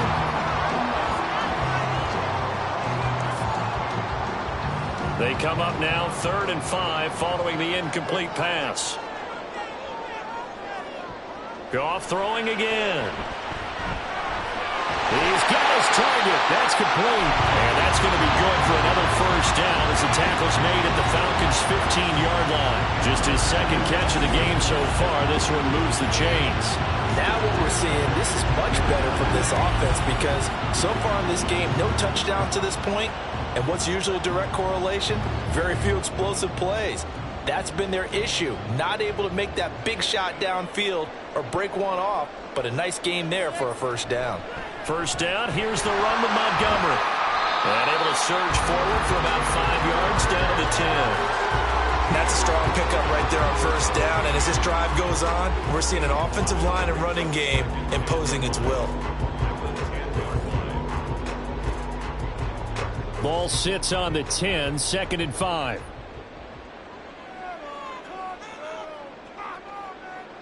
To throw is Goff. Looking end zone, but it's incomplete. You got to be precise with your throws, especially in this situation. You're inside the 10-yard line going into the end zone. But sometimes the emotion, the excitement, sometimes the decisions just aren't made very well because of that. An incomplete pass on that last play, and that means they'll need to come up with something here on 3rd down. Goff now to throw. And that is incomplete. The 3rd down battle won by Atlanta's defense. Solid coverage. Another good drive, Charles, but it looks like another that might end in a field goal try. They've made some nice plays. They've given themselves opportunities, but as you noted, another field goal attempt coming up. And that's not how they want to end drives. They've got to figure out what's the final touch that they need to push it across the goal line. Yeah, still yet to find the end zone.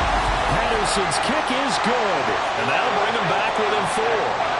So they were facing the deficit coming out of the locker room at intermission, and at least they're able to get the field goal to cut into that deficit.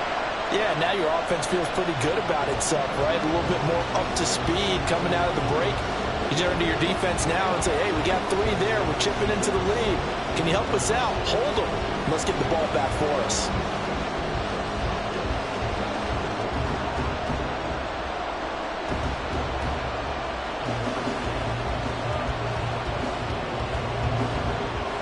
Out is the kickoff unit as they run up and send this one away.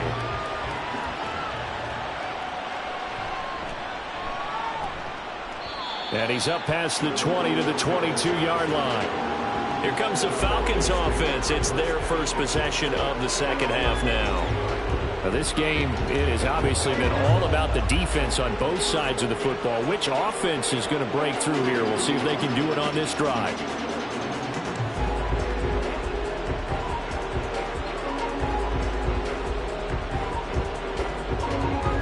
Ritter and the Falcons now with a 1st and 10 at their own 22.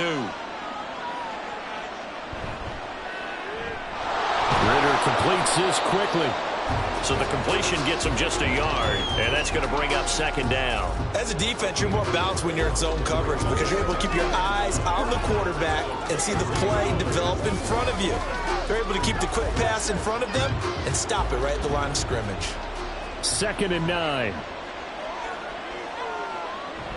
Hand off to Robinson out of the shotgun. And he'll manage only a couple here up to the 25. In the first half, he was held in check on the ground, but despite that lack of production, they still have the lead. And they've got to feel fortunate about that. If they can actually get production from their lead horse, that would help open up this offense and widen this margin, too. So 7 yards from the first down here as they come up to the line of scrimmage. Ritter throwing on 3rd down. That is caught. And he is going to have a Falcons first down as they're able to get the 3rd down conversion.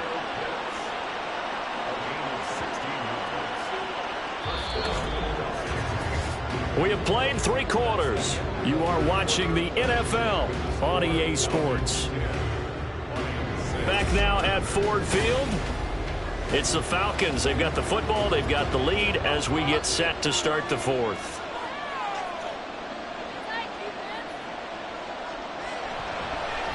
And they'll let the quarterback keep it here on 1st and 10. And he'll push this forward only to about the 42-yard line.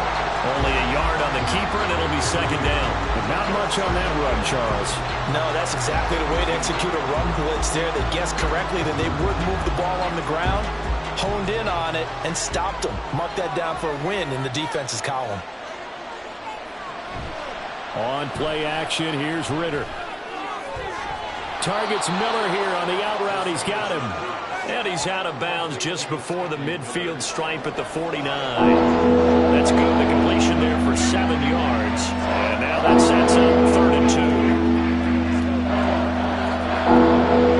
They'll come to the line, needing only 2 yards to gain the first here. On 3rd down, Robinson. And he's going to have a first down as he's brought down at the 44-yard line. An effective 7-yard 3rd down conversion. Brandon, unfortunately, I've been here before. They've had 2 opportunities to stop them, so this is demoralizing. They haven't gotten it done. Now you're calling all your blitzes, all your attack defenses, but you're not worried about playing your normal position. You're going to take chances now. Well, you said it. 2 third down opportunities to get off the field. Couldn't do it, and the clock continues to roll. And now a throw on first down there, but it's incomplete. Well, they've been back on their heels a little bit here on this drive, but a chance to exhale just a little bit there with incompletion on first down. Now they have to gear up, try and get 2 more stops, and escape this drive. So after the incompletion on first, now 2nd and 10.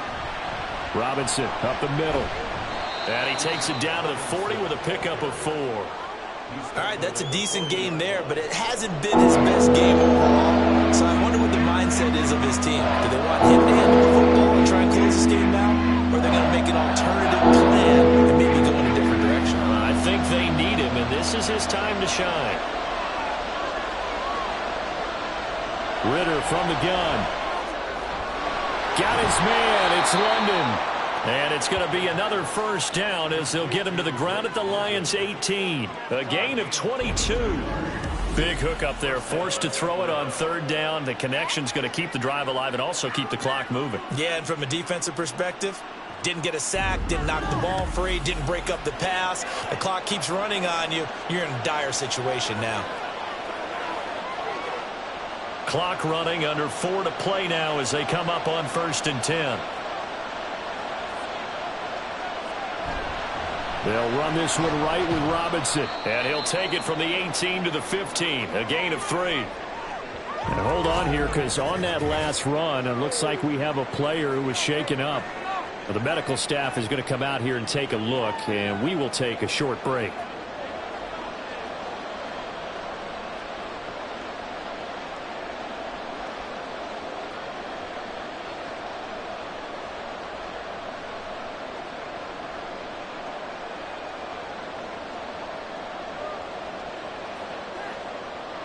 Here's 2nd and 7.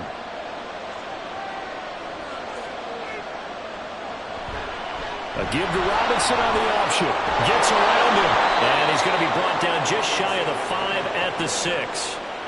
43 yards rushing for him now on what was his 10th carry of the ball game. How about this offensive line? They're really starting to establish themselves, take over this game. And before the series began, I know exactly what was said in the defensive huddle. Guys, we got to get no less than a 3-and-out. Let's get off the field. Instead, they can't find any traction towards doing that. Right now, they're just getting muscled all over the field and getting pushed down.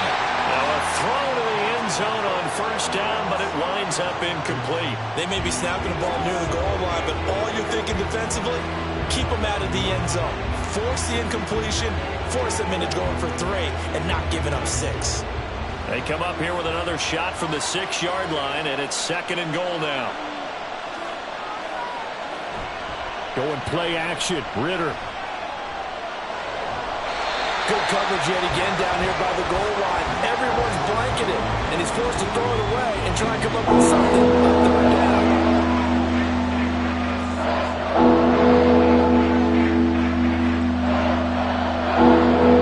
A lot of tired bodies on that field, but this is a big play, 3rd and goal. Looking to throw it here. Ritter. He had a man open, but he missed him, and it's incomplete. Well, so a drive that spans all that time, and yet you may only come away with 3 points here. Well, your defense, all right, they actually like these long drives. They get to rest over on the sidelines for a while. But when you're not finishing with points in terms of touchdowns, that's frustrating. They've got to figure out how to close out these long drives and get 6s instead of 3s. Koo knocks this one through the post. And that'll open the lead up to a touchdown now at 13-6. From a defensive perspective, though, I think maybe they're saying, hey, we did what we needed to do, kept this a one-score game. Yeah, without a doubt, because they were able to bleed some time off the clock, right? Put themselves in a good position, but it's not out of reach yet, okay? Being able to hold them to a field goal means that they do have a chance to come back and win this game.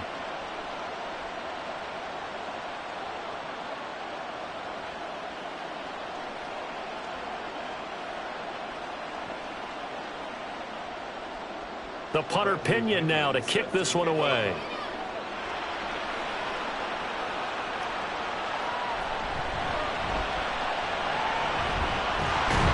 And able to take it past the 25 and up to the 28-yard line. The Lions offense set to take over.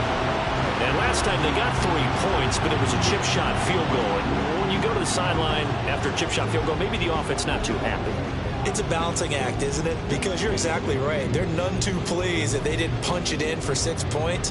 But they also have to remember they did put points on the board. 3 points is 3 points. And in this league, you take points when you can get them. Not easily done. On first down, gone. Nowhere to go here. He lost the football. Fortunate to get that football back, because trailing here in the second half, last thing they needed was to lose the possession. And the word I think of here is opportunity, because it could have been lost there, their chance to score points. But the opportunity for the defense was to go ahead and really close this game down if they were able to get possession. Out of the gun, Goff. Looking left side of him, he's got a man. That's Montgomery. He'll be brought down on the 30-yard line after a gain of 6.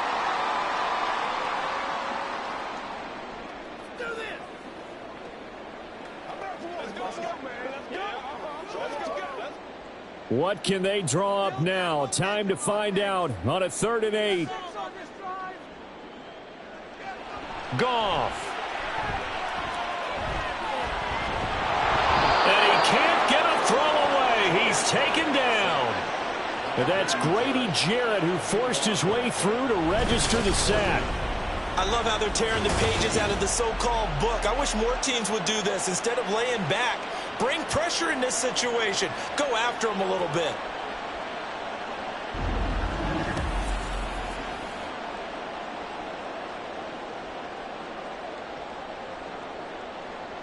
Gotta avoid the flags defensively. Here's 4th and long. They go ahead and snap it. Goff. And it's incomplete. They cannot convert, and they turn it over. They had to go for it with such little time remaining. And, boy, possession here turns over with the football already being in the red zone. So now let's look at the situation. They do have all 3 timeouts remaining, so barring a first down, they could conceivably get the ball back. So now it's all about defense and stopping the clock. Don't give up any yardage, right? Use your timeouts. And your offense always practices going downfield without timeouts. You know, those 2-minute drills, most of them are run in practice without the benefit of timeouts and want to make it as tough a situation as possible. They're in it right now. They got to have 2 hands on the football here as they run on first down. And they're going to lose some on this play. Being knocked back to the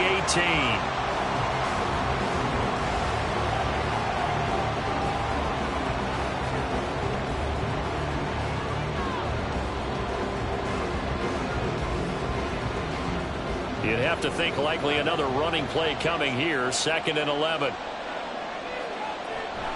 He's going to get it again. Just looking to get forward and protect the ball. The Lions now going to use the 2nd of their timeouts as they'll head to the sideline and talk over what to do next.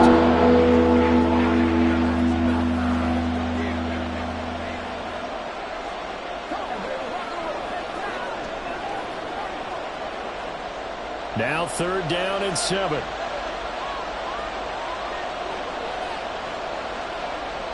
Ritter looking to throw it here. And he is going to have a Falcons first down, and it would appear that that's going to be the one to do it.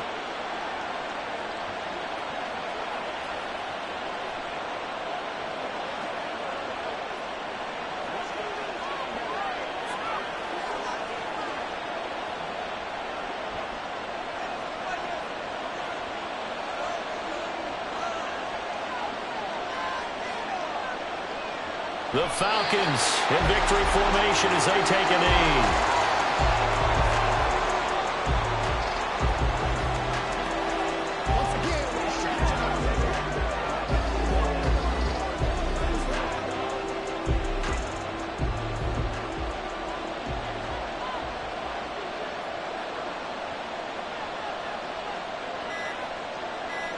Down to a knee goes Ritter, and that should be enough to finish this one off. I don't know about you, partner, but watching them take the knee there and finish this one off, I feel like I'm going to be sore tomorrow. This was one bruising affair. Low scoring, but my kind of football. Not a work of art, but maybe in your world, a little bit of a work of art. You like the defensive side. I thought it was pretty. I can't help myself. I thought it was pretty. And it ends in a kneel down as the clock rolls down to zeros. Well, you really can't ask for much more than what we just had here. Not only a close game that went down to the wire, Charles, but a clean one, too. No turnovers in this contest. And I think you're exactly right about that. To me, this is just a pair of offenses trying to find the slightest bit of separation from each other. And they were both hoping that the other side would make the big mistake first. But today, neither side made that mistake. And what we got, a very entertaining game throughout.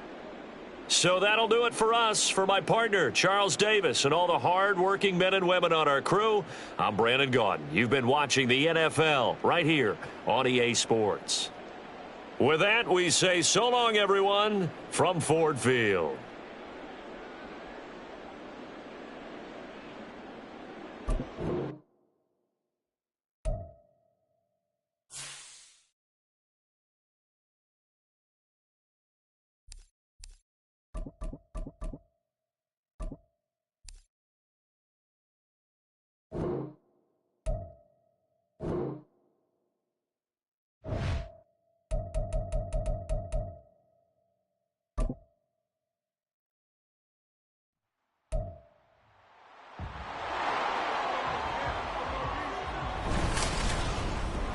It's Madden NFL 24, and the question is, are you ready for some football?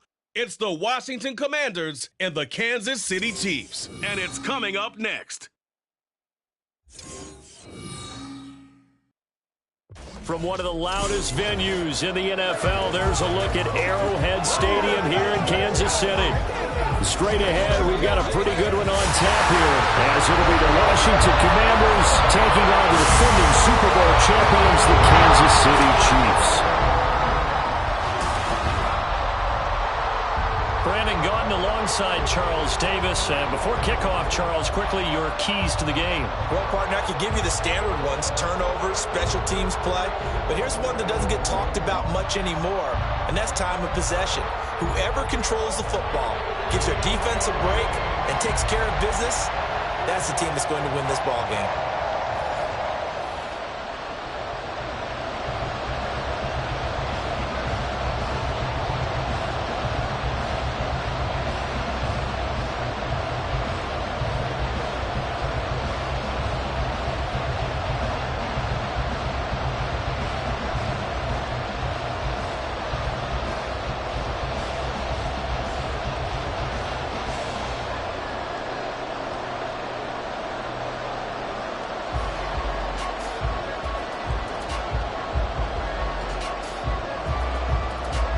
Joey Sly, the kicker, stands ready. And we are underway from Kansas City.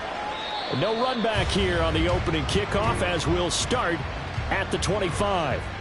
Here's the Chiefs offense for their first possession, and it's Patrick Mahomes at quarterback. And simply put, for many, he's the gold standard for quarterbacks in today's NFL because of his ability to create, find the open man, use all the different arm angles that he has. He's a complete package, and boy, his team loves to play around him.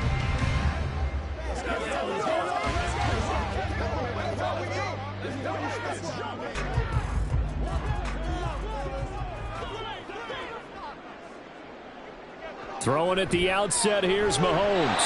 Throwing quickly there, but it's incomplete. I think we see more of them trying to get him the football out of the backfield. They love what he can do in open space, and they believe that he creates mismatches they can exploit. So the incompletion, and now it's 2nd and 10, again from the 25-yard line. Here's Mahomes to throw. He'll get this complete to Kadarius Toney. And they work this well upfield across the 45. A gain there of 21 yards. Well, for teams that like to play man coverage, running corner routes can be tough on them because of the ability of getting into it. Sometimes you're squaring it off. Sometimes you're just rounding it. Sometimes there's a fake. Sometimes there's not. That makes it very, very difficult for a DB to stay with it. Throwing on first down, but this one winds up to be incomplete. My first thought is surprise because that's one of the better tight ends around, and I've seen him pull in balls like this before. But how about a little credit to the defense forcing that incompletion? After the incomplete pass, here now is 2nd and 10.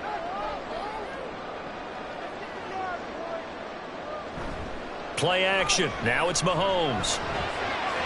And incomplete on the deep ball. And that might have been a situation where even though you don't hit on the deep throw, you at least put in the defenders' minds early in the game that we're going to press the ball deep against your secondary. And that can have a ripple effect on how they function throughout.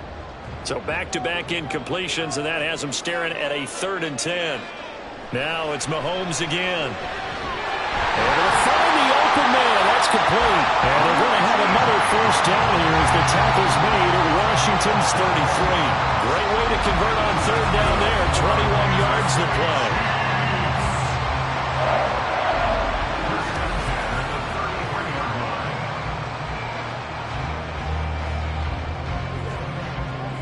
From Commander's territory now, it's 1st and 10, down at the 33. A give right side for Pacheco. And he's taken down, but not before reaching the 10-yard line. That's back-to-back plays of over 20 yards. They've taken this opening kickoff and marched it right down the field defensively. Not much resistance. And that's the point, because my admiration is for the guys moving the ball right now. They know what they're doing. Their plan is working. But I flip it over and watch and say, okay, what are you going to do to change things up? Because if you don't, they're going to put that ball in the end zone real soon. And he gets halfway home from the 10 to the 5 on a pickup of 5. So that run gets him about halfway home. Yes, now 2nd and goal. The end zone beckons. It looms. They can do whatever they want. Full playbook. Run it again, or they can go play action and try and put it in that way. On the run, this is Gray. And he is in. Touchdown, Kansas City. Noah Gray touchdown run. And the Chiefs are on the board first here this afternoon. Let's make no bones about it. On paper, they're the better team. They're at home. That's a strong opening drive. And just think how many times we've seen this type of a matchup. Just what you said. Better team at home should steamroll them. And we've seen it go the other way. Sometimes, though, they buy into it and understand we are the better team. Let's go out and prove it right now.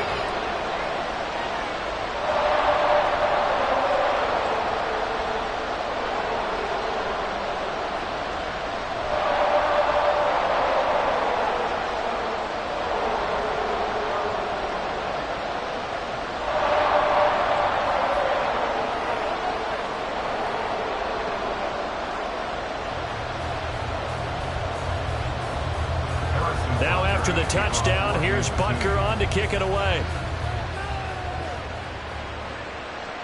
And here comes a return from just beyond the goal line. And he'll be brought down right on the chalk of the 20. Here are the Commanders for their first drive of the game. And they will be led out by their signal caller in his second year in the NFL now. And he left North Carolina with most of his school's records, and at one point was thought to be maybe the #1 quarterback in his draft class. He does bring deceptive athleticism and plenty of upside to the table. Add some consistency, and maybe he can really unlock what he can be in the NFL. Howell and the Commanders come up now 1st and 10 at their own 20-yard line. Here's Gibson to start the drive. And he is brought down at the 22 after a gain of 2, and it brings up second down. Well, it's time for them to be good teammates right here, and what I mean by that is possess the ball for a little while. Get at least 2 first downs. Give their defense a chance to settle down a little bit after they give up a touchdown. From the 22, here's 2nd and 8. Gibson again. And he can muster only a couple here to the 24. 2 yards on the first down carry, and then followed up by 2 yards on the second down carry. That's definitely not going to be enough to get the job done. Wasn't the expression 3 yards in a cloud of dust? Now they're going to need 6 on 3rd down to keep the drive going. Here's 3rd and 6. Now Howell. They'll set up the screen for Gibson. And he'll be taken down, but he does have first down yardage. That gain of 9 buys them a new set of downs. I like the screen being called here early in the game, especially on the opening drive, because, Brandon, when guys come out of the locker room, especially those pass rushers, they are so amped up to get to the quarterback that you can use that against them, and a screen pass is a great way of doing it. A lot of teams against good pass rushing teams, they want to run the screen 10 to 12 times in a game. Well, they're going to motion Dotson to the left. And they'll get it forward to him on the touch pass. That's a nice job there defensively, being able to diagnose that little touch pass. They saw it coming, converged on him before he could get much out of it. Brings up 2nd and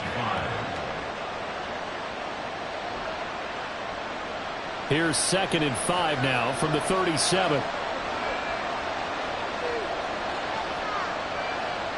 And Howe will throw it. This one left side caught by Gibson. And he'll get up to the 43-yard line. A 5-yard pass on the heels of a 5-yard run. Good enough for the first. Well, we know he can run the football too, but he's a good pass catcher. And that's been on display here, Charles, on this opening drive. And we certainly have seen the benefits of what he did in the offseason, which was spend more time with wide receivers, working on routes, working on cuts, in order to make himself a more complete running back and even more of a threat downfield. Now here's a pass on first down that's knocked away and incomplete. As a defensive back, you have some weapons at your disposal that we don't often talk about, and you can read the receiver's eyes, you can read his hands, and you know that the arrival of the ball is imminent, and that allows you to make a play on it and oftentimes knock it away. On second down, a run with Gibson. And he is going to be stopped cold behind the line of scrimmage. 2 yards the loss, and now 3rd and 12. Oftentimes when you see a running back get bunched up in the backfield, it's usually because the defensive tackle is eating up blockers for others to make the play. Not in this case. A long way to go here on 3rd down for the 8th play of the drive. Out of out of the gun. It's Howell. And the Chiefs are going to get him. The Mississippi State man, Chris Jones, with a sack there. Okay, I'm not sure you could actually draw a better pass rush than that one right there. Nowhere to go outside. He had to keep backing up and backing up and backing up. Eventually dropped for a huge loss. And now the punter, Tress Way, as he sends this one away.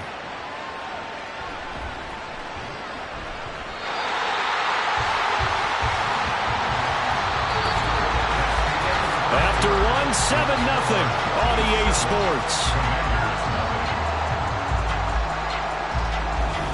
Second quarter from KC. It's the Chiefs in possession of the football as they get set to start their drive with a 1st and 10.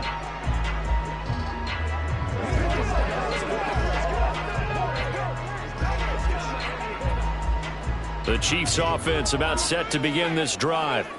This could end up being a pretty big drive. I mean, look, yes, it's early in this game, but they scored the touchdown. They got the stop. And now if they could get in the end zone here again, CD, they could grab an early stranglehold on this one. Yeah, they certainly can, and that's what you're looking for. Where's the advantage? Can you gain it? Can you press it? Now for them, finishing it off, because right now it's out there for them. They've just got to go seize it. 2nd down and a yard.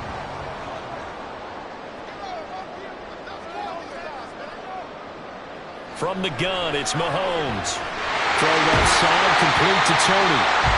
Second catch for him today, and it'll wind up a 1st down. And defensively, they were in zone coverage there. Do you have to be a little careful? You're losing, playing against a good quarterback like he is, to not play too much zone?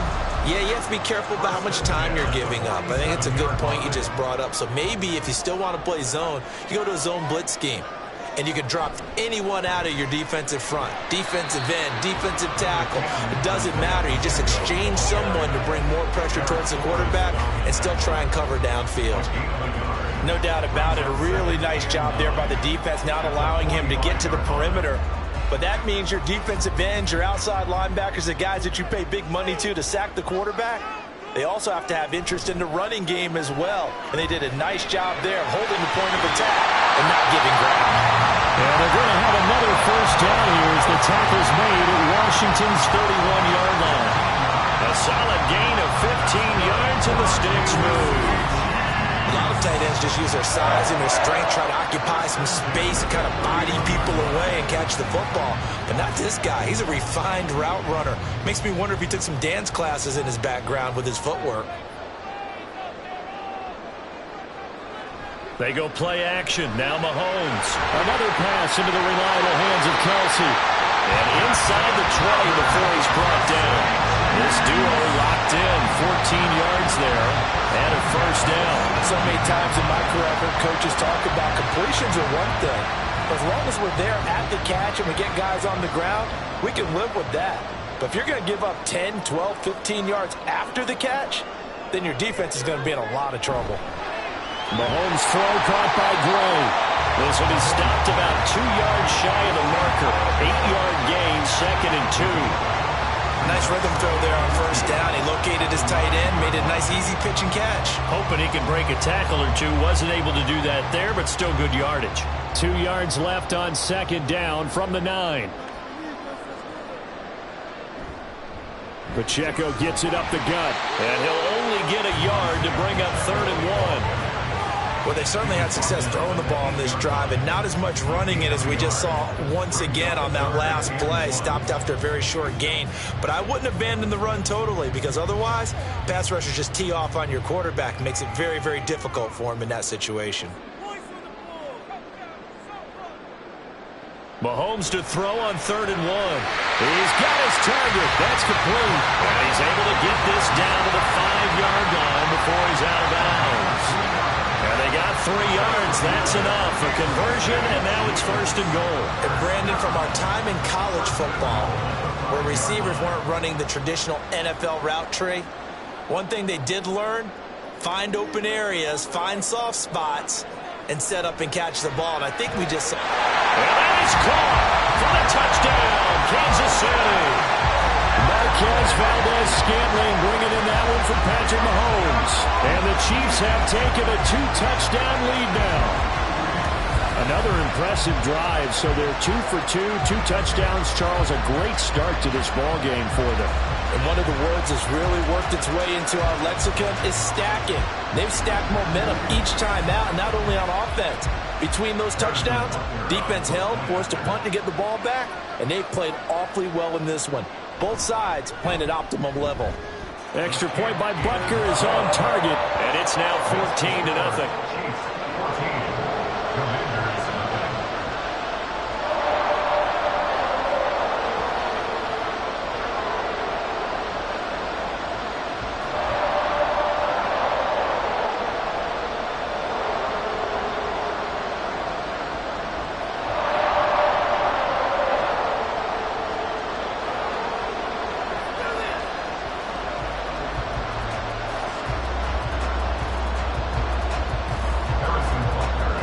After the touchdown, here's Butker on to kick it away.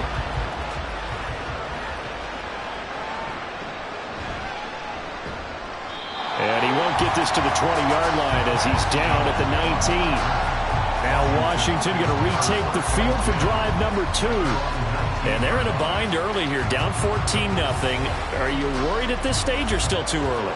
You're worried. You're just trying not to transmit it to the rest of your team. You want to make sure that they stay positive. But at the same time, you're wondering, how are we going to move the football? What do we have on this play sheet that can work? Get back to basics is usually your answer. And make sure you find the guy who can move the ball fastest for you if you just get it in his hands. Yeah, still second quarter. You get points on the board here. I think you're feeling okay.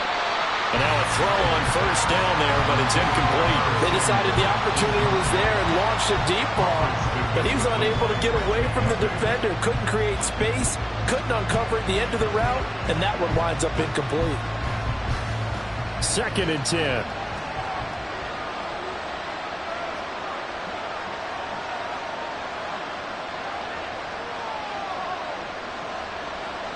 Powell from the gun. This pass hauled in by Dodson. This will be a gain of about 8 to the 27-yard line.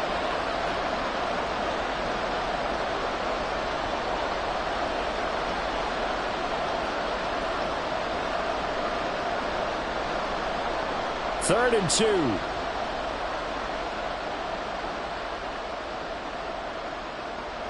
Powell. That is caught. And he'll be taken down, but he does have first down yardage. Give him 6 yards, and they do convert on third. That's a big conversion there on third down because they did not want to give the ball up here late in the half. They'd love to take the clock all the way down and score. This will definitely help the cause.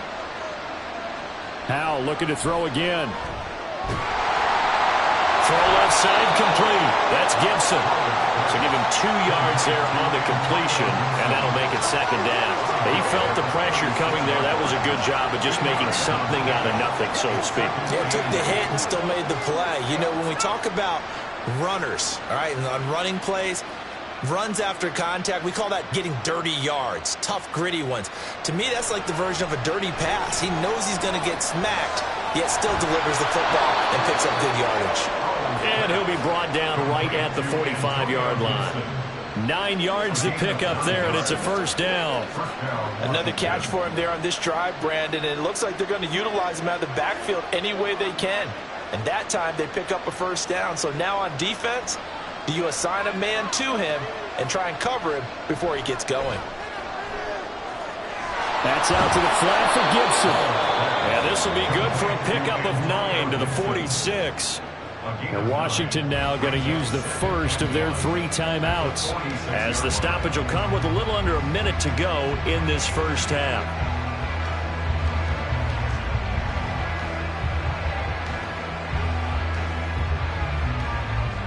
Just need a yard here. 2nd and 1.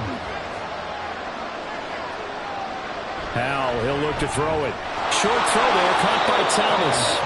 They just keep marching right along. First down on a pickup of 8 there. I got a kick out of that one, partner. You and I talk often about trying to hide receivers in certain situations, but a guy of his size can't really hide him. But the tight end drag route, definitely an effective way to sneak him across the formation for an easy completion and a first down. Buying time to his left. And he'll slide down to avoid the tackle. Now Washington going to use the second of their 3 timeouts as they'll stop it with 27 seconds remaining here in the second quarter.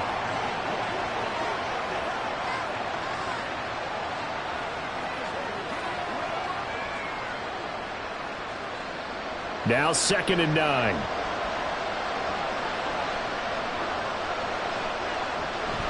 Faking the handoff. Howell. Forced out to his left. And he slides and covers up at the end as he's going to be able to pick up decent yardage. He'll end up getting 5 out of that, but now they're looking at 3rd down.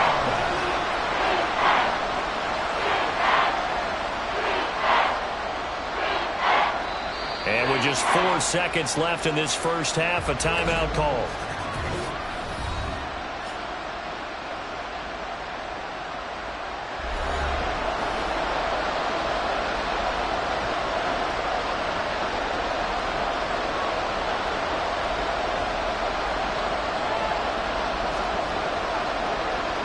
So with 4 seconds to go in the half, here's the field goal unit onto the field. It'll be a 49-yard attempt from the left hash. Slot able to put this one through.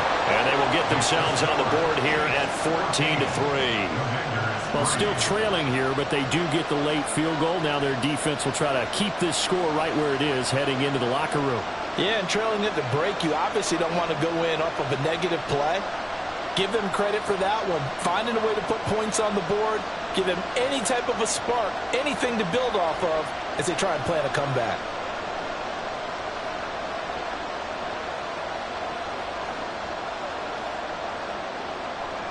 So still time for the kickoff here. 1 second to go in the half as this one is away. And just shutting him off there. So we have reached halftime here in an 11-point contest. As we'll head down to Orlando, that's where we find our man Jonathan Coachman at our EA Sports Halftime Report. Coach. Okay, Brandon, thanks very much. Back to you guys in a bit. But first, we welcome everyone to our EA Sports Halftime Report. We were treated to an excellent first half from the gunslinger, Patrick Mahomes. He's got a touchdown pass on the ledger as his guys were able to build a double-digit lead. All right, Coach, thank you, and we welcome everyone back for quarter number 3.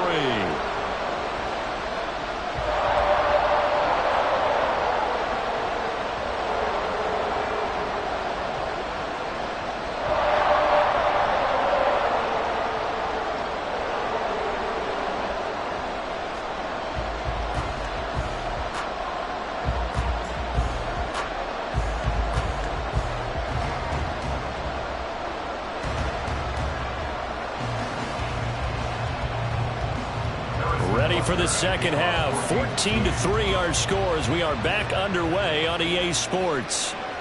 From a yard or two deep, here comes a return. And ultimately cannot get this out to the 25-yard line as he's dropped at the 23. And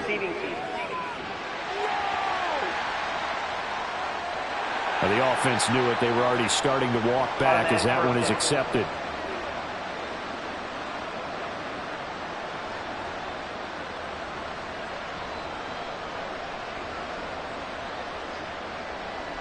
So the special teams penalty cost some yardage there as they come out on 1st and 10. Gibson here running out of the gun. Give him 5 on the carry there, and it'll be 2nd down. That's a really nice, tough run inside, and they gained 5 yards on it. And to be frank about it, most offenses don't expect to get 5 yards on a play call like that. So when they do, they go back to their huddle with a little pep in their steps. They're starting to think that they're starting to dominate the line of scrimmage. Throwing here, Howell. On the throw, let him too much that time. It's incomplete. It's a tried and true formula, and I don't think it'll change for as long as we play football. If someone's trying to throw the ball and you can put pressure on them and make it tough, that's only going to help your defense. Yeah, he's since being hurried. He got rid of it before taking the hit, but incomplete. Back to throw, Howell. Got his target, Samuel. And he's taken down, but not before he gets this across the 25-yard line. He was held without a catch in the first half, but he's got one here, and he also picks up a first down. Would it be safe to say that as precise as routes are supposed to be run in the NFL, maybe they're not quite as precise in college ball? That's accurate, yeah. And I think we saw a college route in the NFL there. Just find the soft spot, find the dead zone, and find the first down. And that's what he just did.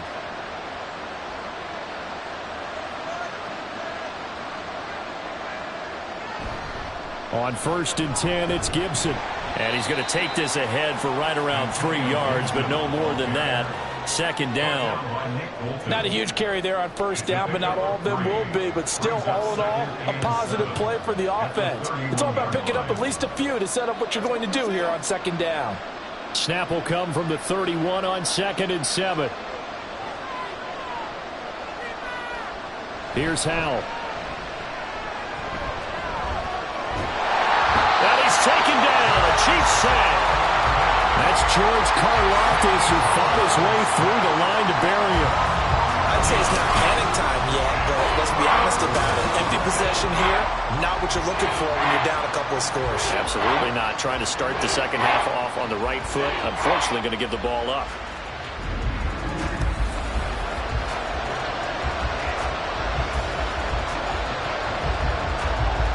This offense in desperate need of a conversion as they come up on 3rd down. Howell down to throw it. That quick throw there is incomplete. Well, they have any designs of getting back into this football game in the second half. They're going to need to be much sharper offensively than they were in this opening possession. Not much happening here, and it'll lead to a 4th down. Here's Tressway now as he'll punt it away for the 2nd time.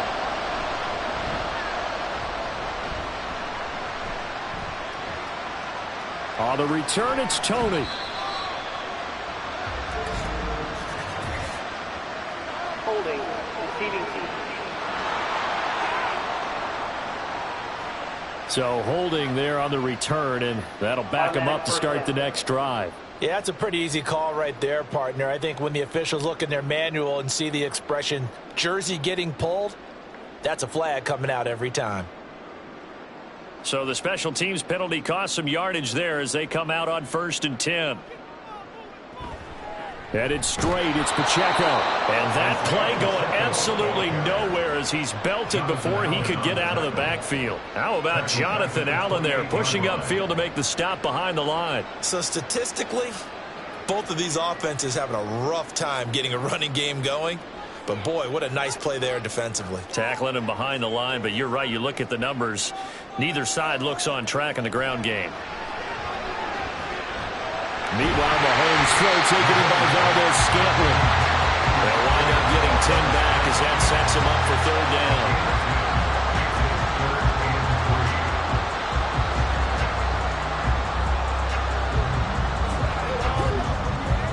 Coming up here looking for 3 yards to pick up the first. They'll try for the first with Pacheco. And he'll be brought down right at the 45-yard line. 7 yards there, good enough to move the sticks. On 3rd down, that's a good job of situational football and understanding where the first down marker was and getting there.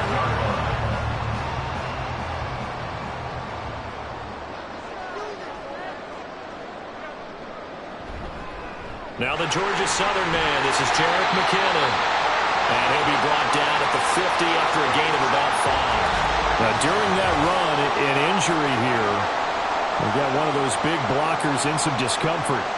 We'll step aside and get an update when we return to KC.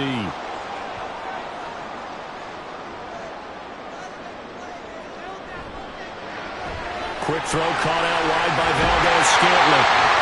Mahomes to MVS there for the Kansas City first. I like watching the wide receiver screen because it's a real teamwork play. Because guess what? The guy catching the ball, he'll get all the credit. But how about the people have to block in front of him? Either fellow receivers or offensive linemen. That makes that play a really nice timing play. And sometimes it can break big.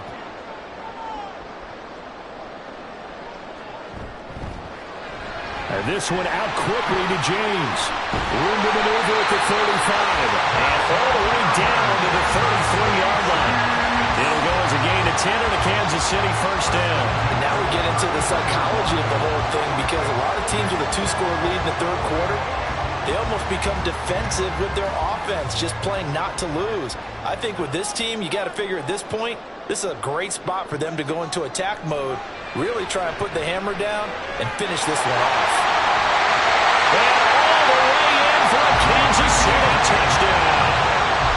Richie James, 33 yards. And the Chiefs will add on to their lead here in the final minute of the third. That drive that really increased their cushion felt very military to me.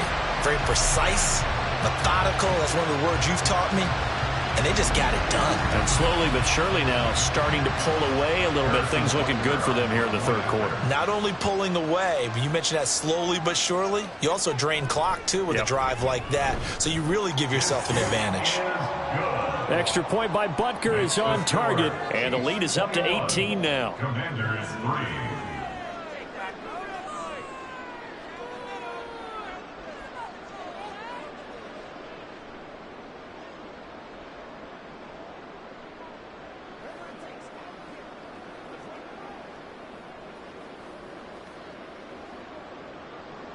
Now after the touchdown, here's Butker on to kick it away. From a couple yards deep, he'll bring it out of the end zone. And he's able to get this across the 20, but not by much, as he's marked down officially at the 21.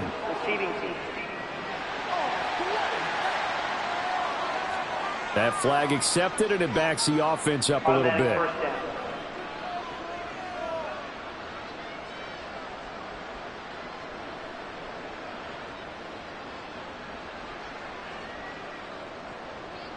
Now first and 10 here for Hal and the Commanders at their own 11.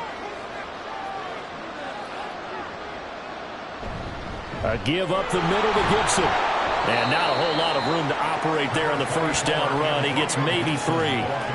Another modest gain there on that one. And I think, Charles, you can probably pin part of the deficit on a failure on their part to really get this ground game established.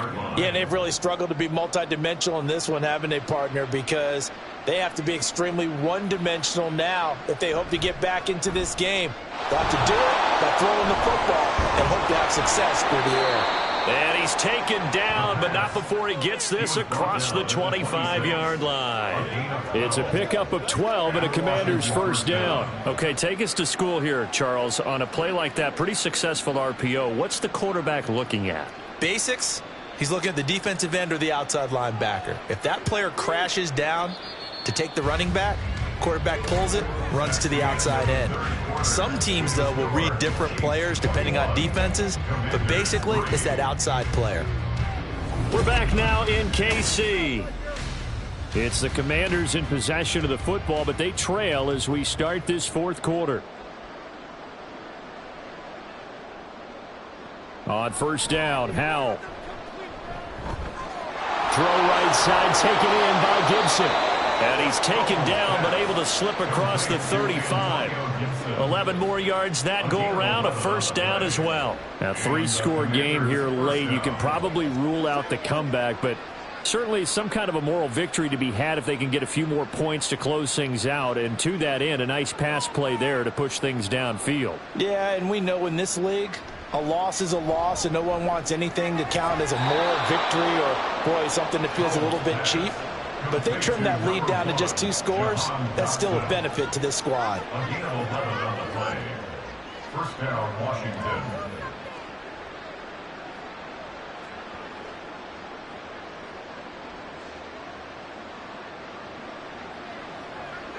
Howell to the air on first and 10. And his throw's going to be incomplete.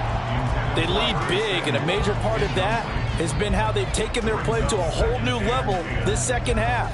No points allowed since the break, and you can add another incompletion to the total number that they forced in this runaway contest. Now a second and 10. And once more, Howell back to the air. And Thomas has it. 9 yards, not quite enough, and they'll be left now with 3rd and 1. Well, that's always a good place to throw it just because he's one of the biggest targets not only on this team but in the National Football League. And you and I both know the quarterbacks love these large-bodied tight ends, and why not? Nowadays, they're really wide receivers who are just taller and have a little bit more weight. These guys catch the football, make big plays downfield. In the old days, we wanted them to block. Now coaches want them to catch the football first.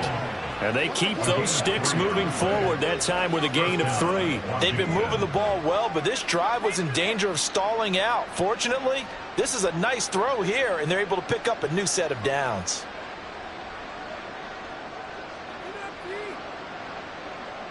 First down, how to throw.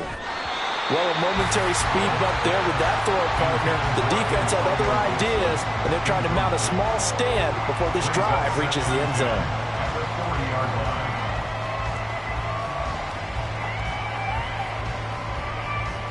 Here's 2nd and 10.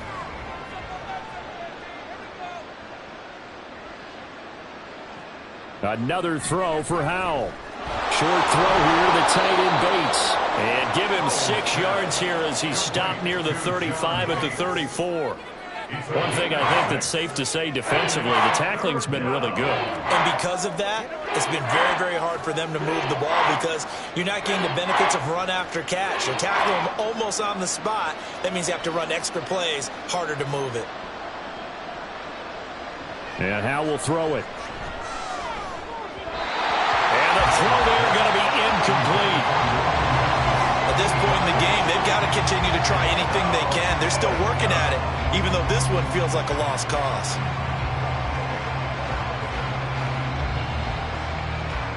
All right, they're going to try and keep hope alive here on 4th down. They're going for it.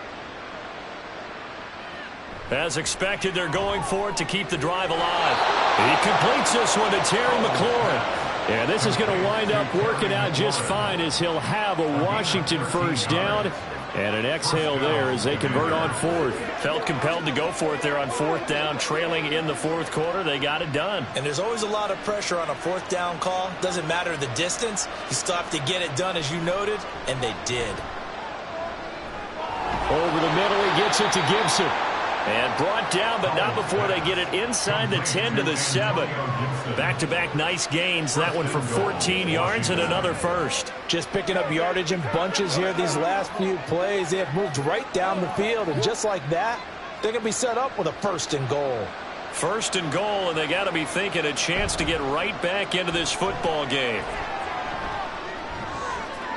Now, here's a look for the end zone, but that one's going to wind up incomplete. Well, it just seems like all game long there hasn't been a lot of sync quarterback to wide receiver on this side of the football. They haven't been on the same page, quarterback and receivers. Heck, they haven't been on the same grease board when you draw plays up. They haven't been on the same surface tablet that you look at on the sidelines. Nothing's worked for them. They've got to find a way to start matching each other's movements. In trouble, and he'll go down back at the 12. More than one defender there, and that's a loss of 5 on the sack. Remember, throughout my career here in defensive coaches always say, guys, you got to earn the right to rush the passer. But they put themselves in a great spot with this big lead, and they know they've got to throw the ball. These pass rushers have to be salivating. It is pin your ears back time indeed. And pressure coming, and they got him once again. Michael Dana, 2 plays in a row now that he has gotten in there for the sack, and it brings up 4th down. And it appears to me that someone's defensive coordinator is jockeying for a raise. A sack on 2nd and goal, a sack on 3rd and goal, now brings up a decision on 4th down. 2 minutes left to play in this football game here on EA Sports. So it's Washington with the football here as we welcome you back. They're looking at a 4th and goal here as they search for a late score. The field goal doesn't help. They're going to go for the 6 here on 4th and goal. Got to try it here. He's back to throw. And it's going to be batted down, and we'll go the other way with the football.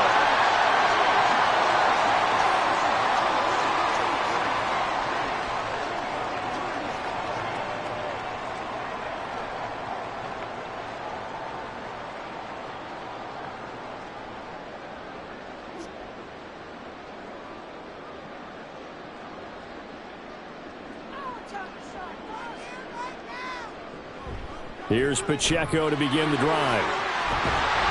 And he'll take this up near the 35, maybe the 34. 41 yards rushing for him now in the ball game. Good gain there on first down. It keeps him in a running situation probably. They did everything right on that play, didn't they? They got the leverage up front, good blocking, nice hole for him, ends up picking up nice yardage, stays in bounds to keep the clock rolling. They are in charge of this scenario right now. They want to stay that way. And not in any rush offensively. And that one blown up quickly as he's going to be stopped before he could even get started. It's a loss of 4. Now third down. Now that's a nice play. Got me fired up, partner. But can they do it back-to-back plays? All the training that you go through as a defense for these situations, when you have to get the ball back, everything you go through, holding up the runner, raking at the football, getting to the passer, knocking it out of his hands, whatever way, they have to get the ball back. Now can they stand tall again for a huge fourth quarter stop?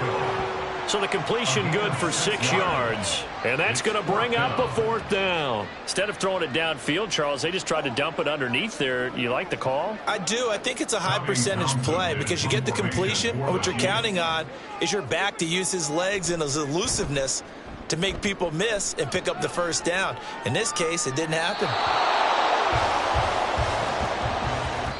So this one in the win column for Kansas City. It was their defense that really made the statement after the break. They pitched the second half shutout. Yeah, think about the team that just got vanquished. They did score in the second quarter. Do you think they thought at all that that would be their last points of the game? No, but what a second half, the adjustment, whatever they did in the locker room, it certainly worked. It certainly did, and you're exactly right. Whether it was an adjustment, whether it was just more focus on what they planned to do going in, whether they just played better, whatever it was, it all came together in the second half, and no points were allowed. That's a great way to close them out. So that'll just about do it for Charles Davis. I'm Brandon Gaudin. You've been watching the NFL on EA Sports. For more, log on to easports.com. The Chiefs victorious here as we say so long from Kansas City.